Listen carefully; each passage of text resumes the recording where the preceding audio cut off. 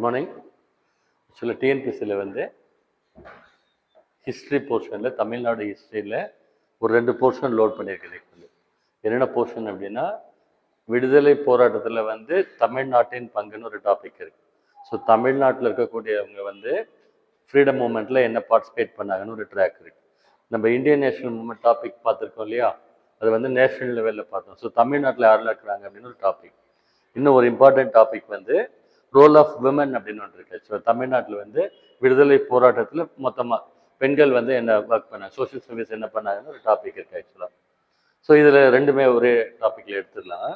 First பார்த்தீங்கன்னா Madras native association அப்படின்னு ஒன்று வந்தது, பார்த்த ஞாபகம் இருக்கா? 1852ல் சென்னை வாசிகள் சங்கம் அப்படின்னு அதுக்கு பேர் ஆக்சுவலாக. மெட்ராஸ் நேட்டிவ் அசோசியேஷன் 1852ல் வந்து ஆரம்பிச்சிருந்தாங்க. இது யார் ஆரம்பிச்சிருந்தாங்க அப்படின்னா, பிஸ்னஸ் கம்யூனிட்டியில் இருக்கிறவங்க. அவங்க வந்து வியாபாரம் பண்ணக்கூடியவங்க. அவங்க ஒரு சோசியல் சர்வீஸ்க்காக வந்து இதை ஆரம்பிச்சிருந்தாங்க ஆக்சுவலாக. யார் ஃபவுண்ட் பண்ணாங்க அப்படின்னா, கஜுலு நரசிம்மலு ப்ளஸ் வந்து ஸ்ரீனிவாச பிள்ளை அப்படின்னு அவருக்கு பேர். பேர் வந்து கஜுலு நரசிம்மலு அப்படின்னு பேர். 1852ல் மெட்ராஸ் நேட்டிவ் அசோசியேஷன் அப்படின்னு அவங்களுக்கு பேர் ஆக்சுவலாக. ஸோ இவங்க பீரியடில் அவங்க ஸ்டார்ட் பண்ணாங்க, சோஷியல் சர்வீஸ் பண்ணணும் அப்படின்னு நினச்சிட்டு பண்ணாங்க ஆக்சுவலாக. அந்த காலகட்டத்தில் வந்து பிரிட்டிஷ்காரங்க இந்தியாவில் தமிழ்நாட்டில் வந்து கவர்மெண்ட் ரன் பண்ணிட்டு இருந்தாங்க. இங்கிலீஷ் ஈஸ்ட் இந்தியா கம்பெனி இருக்கு இல்லையா, அது அரசாங்கம் வந்து நடத்திக்கிட்டு இருந்தாங்க. ஸோ அவங்க கவர்மெண்ட் நடத்திக்கிட்டு இருக்கும் பொழுது இந்த லேண்ட் ரெவென்யூ சிஸ்டம்னு பார்த்தோம் இல்லையா, ரேத்வாரி சிஸ்டம், அகழ்வாரி சிஸ்டம், அப்புறம் வந்து ஜமீன்தாரி சிஸ்டம். அந்த சிஸ்டமில் வந்து பிரிட்டிஷ் ஆங்கில அதிகாரிகள், ரெவென்யூ அஃபீஷியல்ஸ் அந்த டேக்ஸ் கலெக்ட் பண்ண போகும்பொழுது விவசாயிகளை வந்து ரொம்ப கொடுமைப்படுத்திருக்காங்க, ரொம்ப டார்ச்சர் பண்ணியிருக்காங்க ஆக்சுவலாக. ஸோ அதனால் வந்து பார்த்தீங்கன்னா அவங்க வந்து கவர்மெண்ட் கிட்ட முறையிடுறாங்க, இந்த மாதிரி டார்ச்சர் பண்ணுறாங்க அப்படின்னு. அதுக்காக டார்ச்சர் ஆக்ட் அப்படின்னு ஒன்று போட்டாங்க. இந்த டார்ச்சர் பண்ணக்கூடாது, டேக்ஸ் கலெக்ட் பண்ண போகும்பொழுது அவங்கள டார்ச்சர் பண்ணக்கூடாது அப்படின்னும் அதுக்கு ஒரு விசாரணை கமிஷன் போட்டாங்க, டார்ச்சர் கமிஷன் அப்படின்னு அதுக்கு பேர். ஸோ பிரிட்டிஷ் அரசாங்கத்தில் வந்து அந்த டார்ச்சர் கமிஷன் வந்து போடப்பட்டது. ப்ளஸ் வந்து பார்த்தீங்கன்னா ஃபர்ஸ்ட் அவங்க என்ன பண்ணாங்கன்னா, மக்களுக்கு சர்வீஸ் பண்ணலாம்னு சொல்லி ஆரம்பிச்சிருந்தாங்க ஆக்சுவலாக. இங்கே ஆங்கில கிழக்கிந்திய கம்பெனி ஒரு வியாபாரம் செய்ய வந்து ஒரு கம்பெனி, பிஸ்னஸ் பண்ண வந்து ஒரு கம்பெனி. ஸோ அந்த பிஸ்னஸ் பண்ண அந்த கம்பெனி நிர்வாகம் சரியாக பண்ணலை, மக்களை கேர் பண்ணல, அவங்களுக்கு மணி மைண்டடாக மட்டும்தான் இருக்கிறாங்க அப்படின்னு சொல்லிட்டு, அதனால இங்கிலீஷ்காரங்க இருக்காங்க இல்லைங்களா, இங்கிலீஷ் குவீன், இங்கிலீஷ் கிங், நீங்களே எங்களை நேரடியாக ஆட்சி செய்யுங்க, கிரவுன் ரூல்னு படித்தோம் இல்லையா போன வாரம் வந்து, இங்கிலாந்து நேரடி ஆட்சியின் கீழ் பிரிட்டிஷ் இந்தியா வந்ததுன்னு சொல்லி, நீங்களே எங்களுக்கு வந்து நேரடியாக நிர்வாகம் பண்ணுங்கன்னு சொல்லிட்டு இவங்க கோரிக்கை வச்சாங்க. பாருங்க எப்போ வச்சாங்க, 1852ல் வந்து வச்சிருக்காங்க இல்லைங்களா. இப்போ அந்த அம்மா வந்து எப்போ சொன்னாங்க அதை வந்து இனிமேல் நாங்களே கவர்மெண்ட் ரன் பண்ணிக்கிறோன்னு? பிரிட்டிஷ் ராணி ஆட்சி எப்போ ஆரம்பிச்சுன்னு பார்த்தோம், அலகாபாத் குவீன் விக்டோரியா ப்ரொக்ளமேஷன் சொல்லி பார்த்தோம் இல்லையா, விக்டோரியா மகாராணி அறிக்கை அப்படின்னு சொல்லிட்டு 1858ல். ஸோ இந்த பேக்ரவுண்டில் இது நடந்ததுனால தான் அந்த அம்மா வந்து 1857ல் சிப்பாய் கழகம் அந்த பேக்ரவுண்டில் வந்து ஸோ இனிமேல் வந்து நம்மளே நிர்வாகம் பண்ணிக்கலாம் சொல்லி முடிவு எடுத்திருந்தாங்க ஆக்சுவலாக. அப்புறம் தமிழ்நாட்டில் வேற இஷ்யூஸ்லாம் இருந்தது. என்னென்ன இஷ்யூஸ் இருந்தது அப்படின்னா, தமிழ்நாட்டில் வந்து பத்திரிகைகள் இருந்தது இல்லைங்களா, அந்த பத்திரிகைகளில் வந்து 1877 அந்த பீரியட்ல ஒருத்தர் முத்துசாமி அப்படின்ற ஒரு ஆளை வந்து இந்தியாவில் வந்து ஹைகோர்ட் ஜட்ஜா அப்பாயிண்ட் பண்ணியிருந்தாங்க. மெட்ராஸ் மாகாணத்தில், மெட்ராஸ் மாகாணத்தில் ஹைகோர்ட் இருந்தது. அந்த ஹைகோர்ட்டுக்கு வந்து ஒரு இந்திய நீதிபதி, தமிழ் நீதிபதி வந்து அவங்க வந்து போட்டிருந்தாங்க. அவர் பேர் வந்து முத்துசாமி அப்படின்னு அவருக்கு பேர். அவரை வந்து ஒரு நீதிபதியா ப்ரமோட் பண்ணி அவங்க போய் உட்கார்ந்தாரு இல்லையா, அதை வந்து பத்திரிகைகளில் வந்து கேவலமாகவும் கேலி செஞ்சும் எழுதியிருந்தாங்க. ஒரு இந்தியாக்காரர் சும்மா படிச்சுட்டு மேலே வந்துட்டா பரவாயில்லையா அப்படின்னு கிண்டல் பண்ணியிருக்காங்க ஆக்சுவலாக வந்து இங்கிலீஷ்காரங்க என்ன ஃபாலோ பண்ணாங்க, ரேஷியல் ப்ரெஜுடிஸ் ஃபாலோ பண்ணாங்கன்னு சொன்னோம் இல்லையா, இனத்வேஷம், மத வெறி, பயங்கர தன்னோட பிஹேவ் பண்ணாங்கன்னு சொல்லி. ஸோ அதில் வந்து இந்த முத்துசாமின்ற ஒரு இந்தியரை, ஒரு தமிழியனை வந்து ஹைகோர்ட்டுக்கு வந்து ஜட்ஜா அப்பாயிண்ட் பண்ணது. ப்ரெஸ்ஸில் ஃபுல்லாக வந்து அவரை பற்றி அவரை கேவலமாக கேலியாக அந்த மாதிரி எழுதியிருந்தாங்க. ஏன் அப்படி எழுதினாங்க அப்படின்னு சொல்லி பார்த்தா, அந்த டோட்டல் பேப்பர்ஸ் இருக்குல்ல, ப்ரெஸ் இருக்கு இல்லைங்களா, அது ஃபுல்லாக பிரிட்டிஷ்காரங்க கண்ட்ரோலில் இருந்தது ஆக்சுவலாக. ஓகே, பத்திரிகைகள் ஆக்சுவலாக தினசரி செய்தித்தாள்கள் எல்லாமே அவங்க கையில் இருந்தது ஆக்சுவலாக. அதனால் என்ன நினச்சாங்க அப்படின்னா, சரி அது கரெக்டு தான் ஆக்சுவலாக, யார் மீடியா கண்ட்ரோல் வச்சுக்கிறாங்களோ அவங்க சொல்கிறது தான் நியூஸாக வருது. அதனால் அப்போ வந்து தமிழ்நாட்டில் வந்து பத்திரிகைகள் வந்து ஆரம்பித்தாங்க. சரி, என்னென்ன ஆரம்பித்தாங்க பாருங்க, அந்த பேக்ரவுண்டில் தான் 1878ல் இந்த ஹிந்து பத்திரிகை அப்போ தான் ஆரம்பித்தாங்க. ஹிந்து சுவதேசமித்ரன் 2 பத்திரிகை. யார் ஆரம்பிச்சது? ஆக்சுவலா ஜி சுப்பிரமணிய ஐயர் அப்படின்னு ஒருத்தர் ஆரம்பிச்சார். வரதராஜலு நாயுடுன்னு ஒருத்தர் இருக்காரு ஆக்சுவலா. அவர் பத்திரிகை ஆரம்பிச்சாரு, தமிழ்நாடு அப்படின்னு பேரு. திருவைக்கா வந்து ஒரு பத்திரிகை ஆரம்பிச்சாரு, தேசபக்தன் அப்படின்னு அதுக்கு பேரு. பாரதியார் ஆரம்பிச்சாரு, இந்தியான்னு ஒரு பத்திரிகை, விஜயான்னு ஒரு பத்திரிகை, சக்கரவர்த்தினி அப்படின்னு ஒரு பத்திரிகை. மொத்தம் 4 பத்திரிகை வந்து பாரதியார் வந்து நடத்திட்டு இருந்தார் ஆக்சுவலா. சரிங்களா? ஸோ இந்த பேக்ரவுண்ட தான் பத்திரிகைகள் வந்து நம்ம இண்டிஜினஸா வரணும்னு சொல்லிட்டு ஆரம்பிச்சாங்க. அப்புறம் 1885ல காங்கிரஸ் கட்சி ஆரம்பிச்சாங்க, நம்ம படிச்சோம் இல்லையா? காங்கிரஸ் கட்சி ஆரம்பிக்கிறதுக்கு முன்னாடி 1884ல வந்து மெட்ராஸ்ல தியோசபிக்கல் சொசைட்டின்னு சொன்னோம் இல்லையா? ஆக்சுவலா அன்னி பெசன்ட் அம்மையார் வந்து அடையாறுல ஆரம்பிச்சிருந்தாங்க ஆக்சுவலா தியோசபிக்கல் சொசைட்டி அப்படின்னு. தமிழ்ல அதுக்கு என்ன பேர்? ஆக்சுவலா பிரம்ம ஞான சபைன்னு பேர். ஓகேங்களா? ஒரு அமைப்பு இருக்கு, தியோசபிக்கல் சொசைட்டின்னு பேர். அது ஃபாரின்ல இருந்தது, அது இந்தியாவுக்கு அந்த மாதிரி எடுத்துட்டு வந்து மெட்ராஸ்ல அடையாறுல வச்சிருந்தாங்க. அந்த பில்டிங்ல வந்து காங்கிரஸ் கட்சி கூட்டம் போட்டாங்க இல்லையா? ஃபர்ஸ்ட் 1885ல. அதுக்கு முன்னால வந்து 1884ல இந்த தியோசபிக்கல் சொசைட்டி பில்டிங்ல எல்லாம் கூடி பேசுறாங்க. காங்கிரஸ் கட்சி ஆரம்பிக்கிறதுக்கு முன்னாடி உட்கார்ந்து பேசுறாங்க. தாதாபாய் நவரோஜி, லாலா லஜபதி ராய், ஜி சுப்பிரமணியர் இவங்க எல்லாம் சேர்ந்து காங்கிரஸ் கட்சி 1885ல ஆரம்பிச்சாங்க. அதுக்கு முன்னால உட்காந்து தியோசபிக்கல் சொசைட்டி பில்டிங்ல தான் பேசுறாங்க. ஸோ அதுக்கப்புறம் தான் வந்து 1885ல இந்திய தேசிய காங்கிரஸ் கட்சின்னு ஒரு கட்சியை ஆரம்பிச்சாங்க. யார் ஆரம்பிச்சதுன்னு சொன்னோம்? AO Hume. அவர் பேர் என்னது? ஏஓ ஹியூம் அப்படின்னு பேர். ஃபர்ஸ்ட் இந்திய தேசிய காங்கிரஸ் கட்சி, ஐஎன்சின்னு சொல்லுவோம் இல்லையா? இந்தியன் நேஷனல் காங்கிரஸ் பார்ட்டி ஆரம்பிச்சது யார்? ஃபவுண்டர் யார் அப்படின்னு ஏஓ ஹியூம். நல்லா ஞாபகம் வச்சுக்கோங்க, ஐஎன்எம்ல கொஸ்டின் கண்டிப்பா கேட்பாங்க. ஏஓ ஹியூம் வந்து ஆரம்பிச்சார் ஆக்சுவலா. அவர் யார் அப்படின்னா ஒரு பிரிட்டிஷ் ஐஏஎஸ் அதிகாரி. அவருக்கும் கவர்மெண்ட்டுக்கு ஏதோ கடுப்பு சண்டையா, அதனால இந்த மக்கள் கேட்டாங்க இவங்களுக்கு ஏதாவது யூஸ் ஆகட்டும்னு சொல்லிட்டு ஆரம்பிச்சு வச்சார். அப்படி ஆரம்பிச்சதா சொல்றாங்க. ஸோ இந்த காங்கிரஸ் கட்சி கூட்டம் 1885ல ஆரம்பிக்கிறாங்க. மீட்டிங் எங்க போடுறாங்க அப்படின்னா பாம்பேல ஆரம்பிக்கிறாங்க. காங்கிரஸ் கட்சி வந்து ஃபவுண்ட் பண்ணப்பட்ட இடம் வந்து பாம்பே.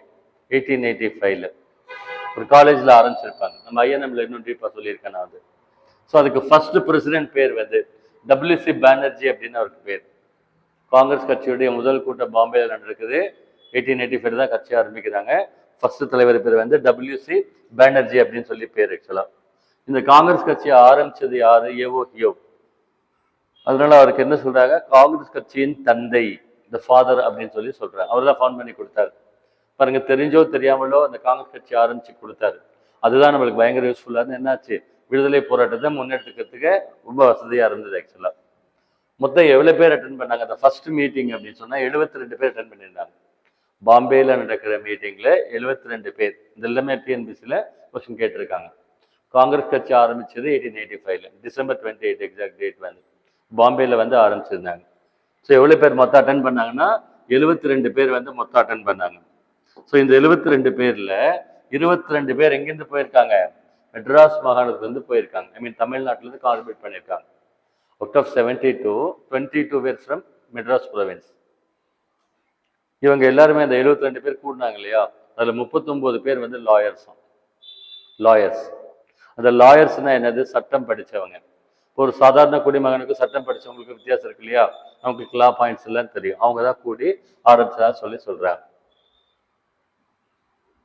அந்த மீட்டிங்ல காங்கிரஸ் கட்சி போட்ட ஃபர்ஸ்ட் பாம்பே மீட்டிங்ல வந்து முதல் தீர்மானத்தை வந்து முன்வடிச்சது யார் அப்படின்னா இவர் தான், சுப்பிரமணிய ஐயர் தான் வந்து அதை படிச்சிருக்காரு. காங்கிரஸ் கட்சியுடைய முதல் தீர்மானத்தை யார் வாசிச்சாங்க அப்படின்னா இந்த ஜி சுப்பிரமணியர் இருக்கார் இல்லையா? அவர் தான் வாசிச்சார் ஆக்சுவலா. இந்த ஜி சுப்பிரமணியர் வேற என்ன பண்ணிருக்கிறாருன்னு பார்த்தோம் அப்படின்னா, ஆக்சுவலா பை பர்த் வந்து பிராமினா இருக்காரு இல்லையா? ஆர்த்தடாக்ஸா ரிஜிடா இருப்பாங்க, நம்ம படிச்சிருக்கிறோம். ஆனா அவர் கொஞ்சம் எஜுகேட்டடாக ஃபார்வர்டாக இருந்திருக்காரு ஆக்சுவலா. அவங்க பொண்ணு வந்து விடோடு டாக்டர் இருந்தாங்களா அவங்களுக்கு அந்த காலகட்டத்திலேயே வந்து ரீமேரேஜ் பண்ணியிருக்காரு. விதவை மறுமணம் வந்து அப்பயே பண்ணி வச்சிருக்காரு ஆக்சுவலா. ஸோ அப்படி பண்ணாருன்னு சொல்றாங்க ஆக்சுவலா. சரி, ரெண்டாவது வந்து 1886ல அதுக்கு அடுத்த வருஷம் ரெண்டாவது காங்கிரஸ் கட்சியுடைய கூட்டம் எங்க நடக்குதுன்னா கல்கட்டால நடக்குது. ரெண்டாவது காங்கிரஸ் கட்சி கூட்டம் கல்கட்டால வந்து நடக்குது ஆக்சுவலா. இங்க யார் பிரசிடென்ட் அப்படின்னா தாதாபாய் நவரோஜி ரெண்டாவது. ஸோ ஃபர்ஸ்ட் மீட்டிங் பாம்பேல, பிரசிடென்ட் பேர் வந்து டபிள்யூசி பானர்ஜி. ரெண்டாவது மீட்டிங் 1886ல எங்க நடக்குது? கல்கட்டாவில். தாதாபாய் நவரோஜி வந்து பிரசிடென்டா இருக்காரு ஆக்சுவலா. மெட்ராஸ் மாகாணத்துல வந்து 42 பேர் அந்த 2வது கூட்டத்தை அட்டன் பண்ணியிருக்காங்க. ஆல் இண்டியா லெவல்ல அவ்வளோ பேர் இருந்தோம். அதிகமான ப்ரெசன்ஸ் எங்கேருந்து போயிருக்கு, மெட்ராஸ் மாகாணத்துலேருந்து நம்ம தமிழ்நாடு பேக்ரவுண்டில் போயிருக்குன்னு சொல்றாங்க. 1887ல 3வது காங்கிரஸ் கட்சி கூட்டம் மெட்ராஸ்லேயே நடக்குது ஆக்சுவலாக இந்த டைம் வந்து. அப்போ யார் பிரசிடென்டாக இருந்தாங்கன்னா பத்ருதீன் தயாப்ஜி அப்படின்னு பேர் ஆக்சுவலாக. ஒரு பேர் வந்து பத்ருதீன் தயாப்ஜி. காங்கிரஸ் கட்சியுடைய ஃபர்ஸ்ட் முஸ்லீம் பிரசிடென்ட் யாருன்னு கேட்பாங்க. அவர் பேர் வந்து பத்ருதீன் தயாப்ஜி அப்படின்னு அவருக்கு பேர். ஸோ நம்ம இங்கே என்ன டாபிக் படிக்கிறோம், தமிழ்நாட்டு ஹிஸ்ட்ரி படிச்சுட்டு இருக்கோம். ஸோ ரிலேட்டிங் டு தமிழ்நாடு, விடுதலை போராட்டத்தில் தமிழகத்தின் பங்கு என்ன அப்படின்றத டாபிக் பார்த்துக்கிட்டு இருக்கோம். ஸோ இதில் பார்த்தீங்கன்னு சொன்னால் மெட்ராஸில் வந்து காங்கிரஸ் கட்சி கூட்டம் எப்பப்போ நடந்தது, யார் அப்போ தலைவராக இருந்தாங்கன்னு சொல்லி லிஸ்ட் கொடுத்துருக்காங்க. இப்போதான் பார்த்தோம் நம்ம 1887 ஃபர்ஸ்ட் பார்த்தோம் இல்லையா. 1887ல மெட்ராஸில் மீட்டிங் நடக்குது. யார் தலைவராக இருக்காரு, அங்கே வந்து பத்ருதீன் தயாப்ஜி அப்படின்னு தலைவராக இருக்காரு. 1894ல ஆல்ஃபிரட் வெப் அப்படின்னும், 1898ல ஆனந்த் மோகன் போஸ் அப்படின்னு அவருக்கு பேர். 1908ல ராஜ் பிஹாரி கோஷ் அப்படின்னு பேர். ஆக்சுவலா இம்பார்ட்டன்ஸ் பேஸ்டா சொல்றேன் பாருங்க. இம்பார்ட்டன்ஸ் பேஸ்டா படிப்பாங்க, கேட்பாங்க. ஆக்சுவலா 1887ல பத்ருதீன் தயாப்ஜி வந்து பிரசிடென்டா இருந்தாரு. நெக்ஸ்ட் 1927ல எம்ஏ அன்சாரி பிரசிடென்டா இருந்தார். அப்ப மீட்டிங் எங்க நடந்தது, மெட்ராஸ்ல. 1927ல இந்திய தேசிய இயக்கத்துல படிச்சீங்க அப்படின்னு சொன்னா அப்ப என்ன ஆக்டிவிட்டி போயிட்டு இருந்தது அப்படின்னா, சைமன் கமிஷன் வந்து அப்பாயிண்ட் பண்ணியிருந்தாங்க. பிரிட்டிஷ் கவர்மெண்ட் சைட்ல சைமன் கமிஷன் அப்பாயிண்ட் பண்ணியிருந்தாங்க 1927ல. சரியா, அந்த Simon commission, sir John Simon அப்படின்னு அவருக்கு பேரு, மொத்தம் 7 பேர் கொண்ட குழுவை வந்து பிரிட்டிஷ்காரங்க அப்பாயிண்ட் பண்ணியிருந்தாங்க. அந்த சைமன் கமிஷன் எதுக்கு அப்பாயிண்ட் பண்ணாங்க அப்படின்னா, நம்ம என்ன கேட்டுக்கிட்டு இருந்தோமோ அதை பாருங்க, அவங்களுக்கு அவங்க கிரீவன்ஸஸ் அட்ரஸ் பண்ணி கொடுங்கன்னு அமைச்சிருந்தாங்க. நம்ம என்ன கேட்டுட்டு இருந்தோம் அப்போ அப்படின்னாக்க, டொமினியன் அந்தஸ்து வேணும்னு கேட்டுட்டு இருந்தோம். டொமினியன் அந்தஸ்து அப்படின்னாக்க சுதந்திரத்துல பாதி பாதி சுதந்திரம் அப்படின்னு பேர்.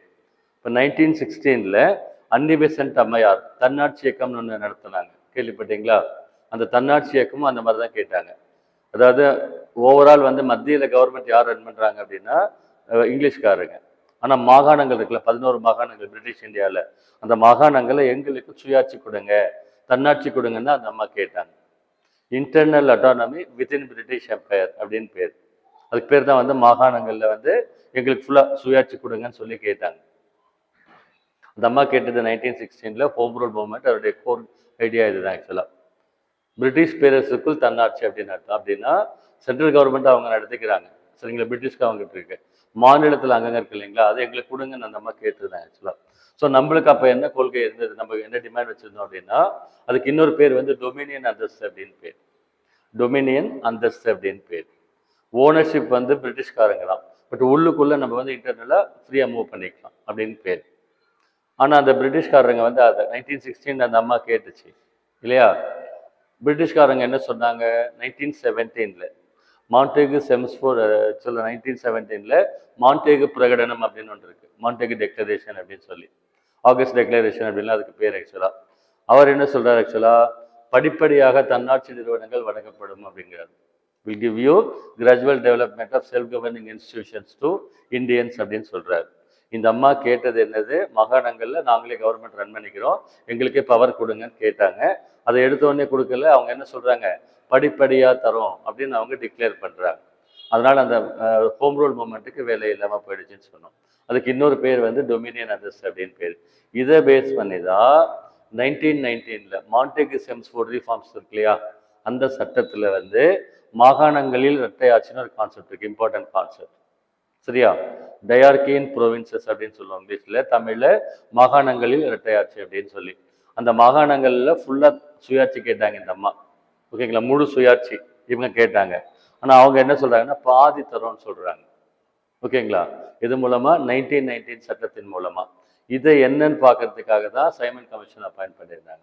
சரியா, ஸோ 1919 ஆக்ட்ல அவங்க என்ன சொல்றாங்க ஆக்சுவலா, மாகாணங்களில் முழு சுயாட்சி அந்த அம்மா கேட்டது, நம்ம கேட்டது, அவங்க என்ன படிப்படியான தரம் டிக்ளேர் பண்ணியிருந்தாங்க. அதனால பாதி சுயாட்சி கொடுத்தாங்க. கொஞ்சம் நல்லா புரிஞ்சுக்கோங்க இந்த கான்செப்ட்.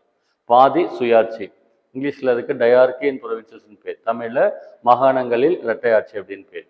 அப்படின்னா என்ன அப்படின்னா, மெட்ராஸ் மாகாணத்துல கவர்னர் ஒருத்தர் இருக்கார், பிரிட்டிஷ் இன்சார்ஜ் கவர்னர் இருக்கார். அவருக்கு அசிஸ்ட் பண்ண ஒரு நிர்வாக குழு, எக்ஸிக்யூட்டிவ் கவுன்சில்னு சொல்லுவாங்க. வைஸ்ராய் கவர்னரோட எக்ஸிக்யூட்டிவ் கவுன்சில், அதை வச்சு தான் கவர்மெண்ட் ரன் பண்ணிட்டு இருக்காரு இது வரைக்கும்.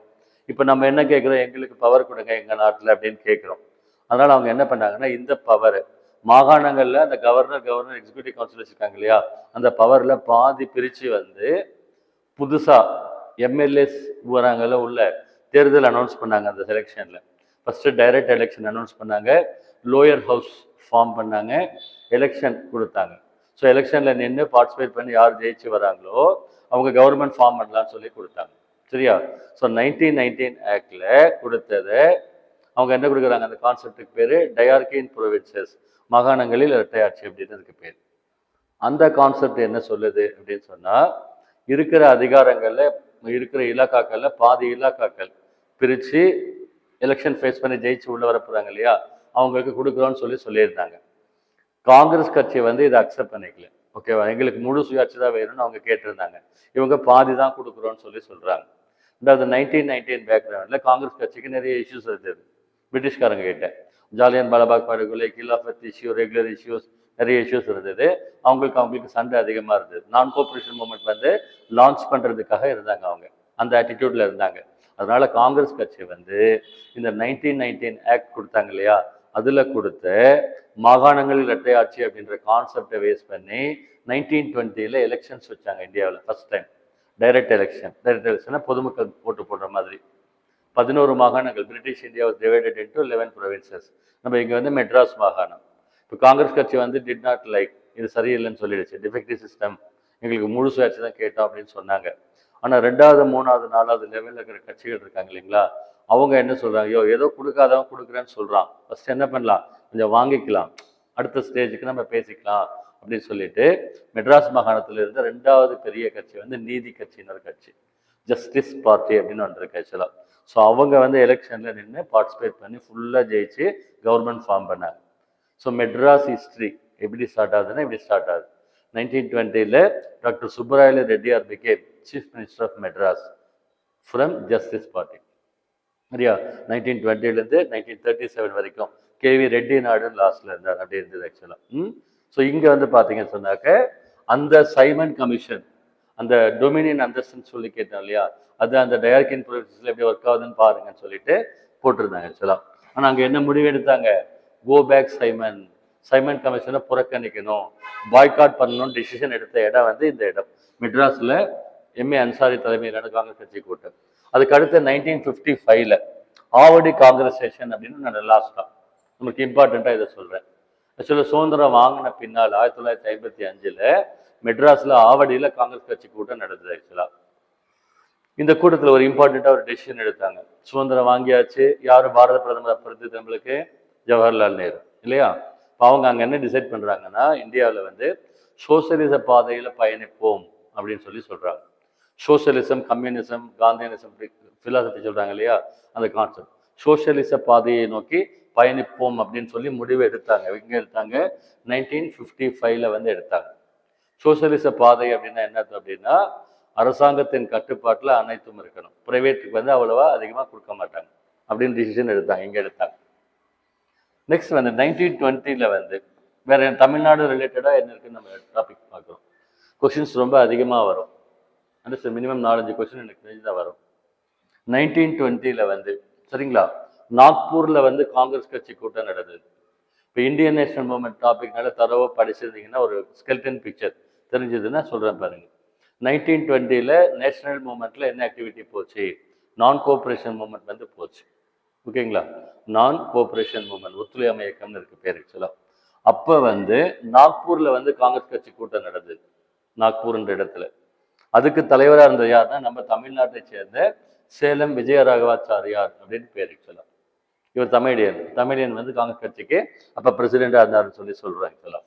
அதே மாதிரி 1926 ஆக்சுவலாக, அதே மாதிரி 1926 கவுஹாத்தியில் வந்து செஷன் நடக்குது 1926. அதுக்கு ஸ்ரீனிவாஸ் ஐயர் வந்து பிரசிடெண்டாக இருந்தார் ஆக்சுவலாக. அவர் பேர் வந்து ஸ்ரீனிவாஸ் ஐயர் அப்படின்னு சொல்லி பேர். இவங்க தமிழியர்ஸ் ஆக்சுவலாக, அதனால அதை பற்றி சொல்லியிருக்கிறாங்க. நம்மளுக்கு இந்தியன் நேஷனல் மூவ்மெண்ட் டாபிக் முடிஞ்சதா உங்களுக்கு? இல்லை மேடம், இன்னும் முடியல. எனக்கு ஃபுல்லாக மைண்ட்லேயே ஹார்ட்லேயே இருக்குது அந்த டாபிக் ஃபுல்லும். அதை படித்து புரிஞ்சுக்கிட்டீங்கன்னா நல்லா நல்ல ஸ்கோர் பண்ணலாம். சரியா? ஸோ அது ஆக்டிவிட்டீஸ் என்ன ஆச்சு ஏதாச்சுன்னு ஒரு ட்ராக் சொல்கிறேன் நான். என்னென்ன ஆக்டிவிட்டீஸ் வந்தது தெரிஞ்சால் இது இன்னும் கொஞ்சம் புரிஞ்சுக்கலாம். ஸோ ஆக்சுவலாக வந்து காங்கிரஸ் கட்சி ஆரம்பிச்சது 1885 ஆரம்பித்தோம் இல்லையா? ஸோ நேஷனல் மூமெண்ட்டை என்னன்னு சொல்லி படித்தோம் கிளாஸ் வந்து. காங்கிரஸ் கட்சி ஆரம்பிச்சது 1885. அதுலேருந்து 1905 வங்க பிரிவினைன்னு சொல்லி ஒன்று கர்சன் பிரபுன்னு ஒருத்தர் பண்ணுறாரு. அந்த ஃபர்ஸ்ட் 20 இயர்ஸ் இருக்கு இல்லையா, அதுக்கு பேர் வந்து மிதவாதிகள் காலம் சொல்லி படிச்சிருக்கோம். மாடரேட் ஃபேஸ்ன்னு சொல்லி சொல்லுவாங்க. மிதவாதிகள் காலம் அப்படின்னு சொல்லுவாங்க.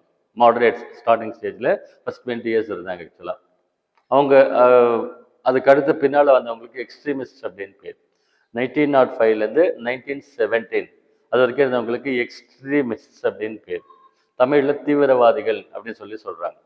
இந்த டெரரிஸ்டுகள் அந்த மீனிங் இல்லை, எக்ஸ்ட்ரீம் ஸ்டாண்டில் இருந்தாங்க அப்படின்னு அர்த்தம் ஆக்சுவலாக.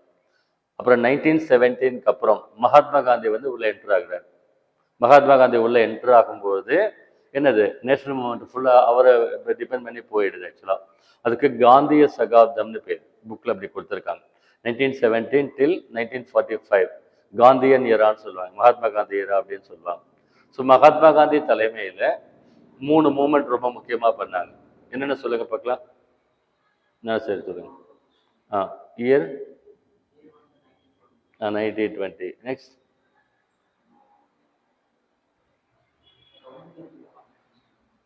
ஆக்சுவலாக வந்து அவர் தலைமையில் நடந்த 3 மூமெண்ட் வந்து 1920, 30, 42. 1920 நான் கோஆப்ரேஷன் மூமெண்ட், ஓகே, ஒத்துழையாமை இயக்கம்னு பேர் ஆக்சுவலாக. அப்புறம் 1930 உப்பு சத்தியாகிரகம். அதுக்கு 3 பேர் சொல்லுவாங்க ஆக்சுவலாக. சிவில் டிசோபீடியன்ஸ் மூமெண்ட், அதாவது சட்டமறுப்பு இயக்கம். அப்புறம் உப்பு சத்தியாகிரகம், சால் சத்தியாகிரகான்னு சொல்லுவாங்க. ப்ளஸ் தண்டி யாத்திரைன்னு சொல்லுவாங்க, தண்டி மார்ச். 3மே ஒரே ஆக்டிவிட்டி ஆக்சுவலாக. சட்டத்தை மீறுங்க அப்படின்னு சொல்லி அவர் சொல்லியிருந்தார் ஆக்சுவலாக 1930. ஓகேவா? அதுக்கடுத்து 1942 குவிட் இண்டியா மூமெண்ட், வெள்ளையனே வெளியேறு இயக்கம்னு ஒன்று கொடுத்துருந்தார். இந்த 3 மூமெண்ட் மகாத்மா காந்தி தலைமையில் நடந்த மிகப்பெரிய மூமெண்ட்ஸ் ஆக்சுவலாக. அப்புறம் கடைசியில் 1947 சுதந்திரம் கொடுத்தாங்க, உங்களுக்கு எல்லாம் தெரியும். சரியா? இன்னொரு ட்ராக் அதில் என்ன படித்தோம் அப்படின்னா புரட்சிகரவாதிகள், ரெவல்யூஷனரிஸ்ன்னு சொல்லி ஒரு டாபிக் படித்தோம். மகாத்மா காந்தி 1920 நான் கோஆபரேஷன் மூமெண்ட் லான்ச் பண்ணும் பொழுது 1917 ரஷ்யாவில் புரட்சி ஏற்பட்டது. கேள்விப்பட்டிருக்கீங்களா? லெனின், ஸ்டாலின் அப்படின்னு 2 பேர் அங்கே. இவர் கருணாநிதி அவர் பெயருக்கு என்ன பேர் வச்சிருக்காரு? ஸ்டாலின்னு பேர் வச்சிருக்காரு. அவ்வளோ இம்ப்ரெஸ் ஆகி பேர் வச்சிருக்காரு ஆக்சுவலாக. ஸோ ரஷ்யாவில் ரஷ்ய புரட்சின்னு நடந்தது 1917. ஓகேங்களா? அந்த மாதிரி இங்கே இந்தியாவிலேயே புரட்சி ஏற்பட்டு, அதாவது 1920 நான் கோஆபரேஷன் மூமெண்ட் மூலமாக நம்மளுக்கு சுதந்திரம் வாங்கிடுவோம் அப்படின்னு எல்லாரும் கான்ஃபிடென்ட்டாக இருந்தாங்களாம். மகாத்மா காந்தி வாங்கி கொடுத்துருவார் அப்படின்னு சொல்லி. குறிப்பாக வந்து படித்த இளைஞர்கள் இருக்காங்க இல்லையா, அவங்களாம் ரொம்ப எக்ஸ்பெக்டடாக இருந்தாங்களா. பகத்சிங் அந்த மாதிரி குரூப்லாம் இருந்திருக்காங்க அப்போல. ஆனால் 1920 நான் கோஆபரேஷன் மூமெண்ட் லான்ச் பண்ணுறாரு. 1922 February 5 அந்த டேட்டில் வந்து சௌரி சௌரா நிகழ்வுன்னு ஒன்று நடக்கும் ஆக்சுவலாக. சௌரி சௌரா இன்சிடென்ட் சொல்லுவாங்க. போலீஸ்காரங்க, பிரிட்டிஷ் போலீஸ்காரங்களை இவங்க தீ வச்சு கொடுத்துருவாங்க. போலீஸ் ஸ்டேஷன் என்ன பேர்ன் ஆகிட்டேன் ஃபுல்லாக. வன்முறை பாதைக்கு போகக்கூடாதுன்றது மகாத்மா காந்தி ஸ்டாண்ட், அமைதி வழியில் தான் போராடணும் அப்படின்னு. அதனால் என்ன பண்ணாருன்னா அந்த மூமெண்ட்டை இம்மிடியேட்டாக வித்ட்ரா பண்ணிடுறாரு. நான் கோஆப்ரேஷன் மூமெண்ட்டை அவர் தன்னிச்சையாக வந்து வித்ட்ரா பண்ணிடுறாரு. ஆனால் அவருக்கு அந்த அதிகாரம் கொடுத்துருந்தாங்க எல்லாரும் சேர்ந்து. மகாத்மா காந்தி டிசைட் பண்ணலான்னு கொடுத்துருந்தாங்க. ஸோ அந்த வித்ட்ரா பண்ணிட்டாங்க இல்லையா.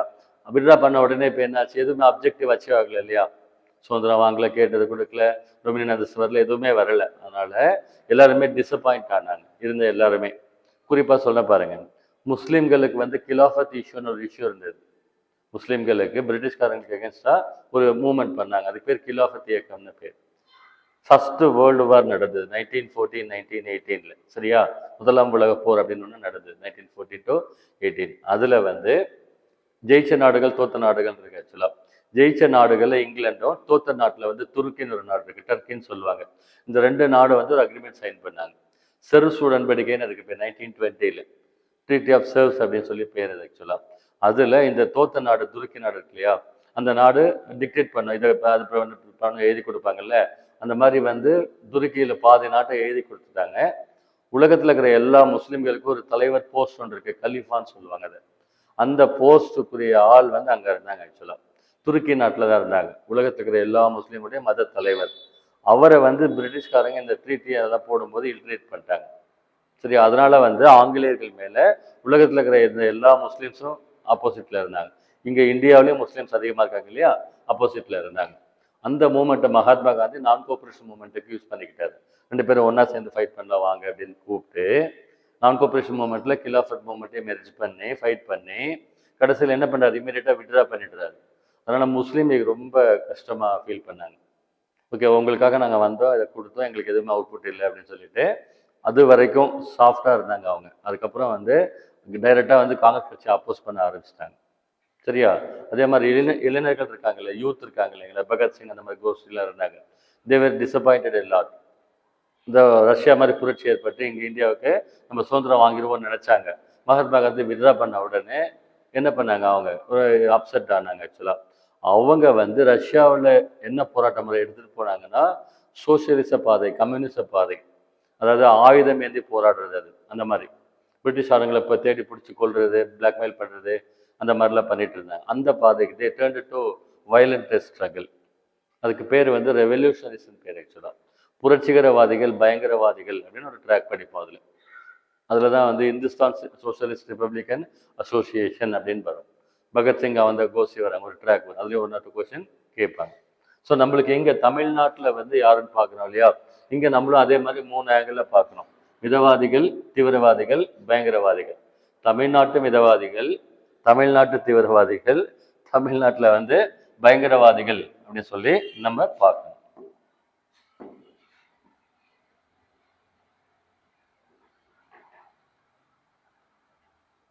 ஸ்டோரி மாதிரி கேளுங்க, ப்ளஸ் டேட்டா படிச்சுக்கலாம்.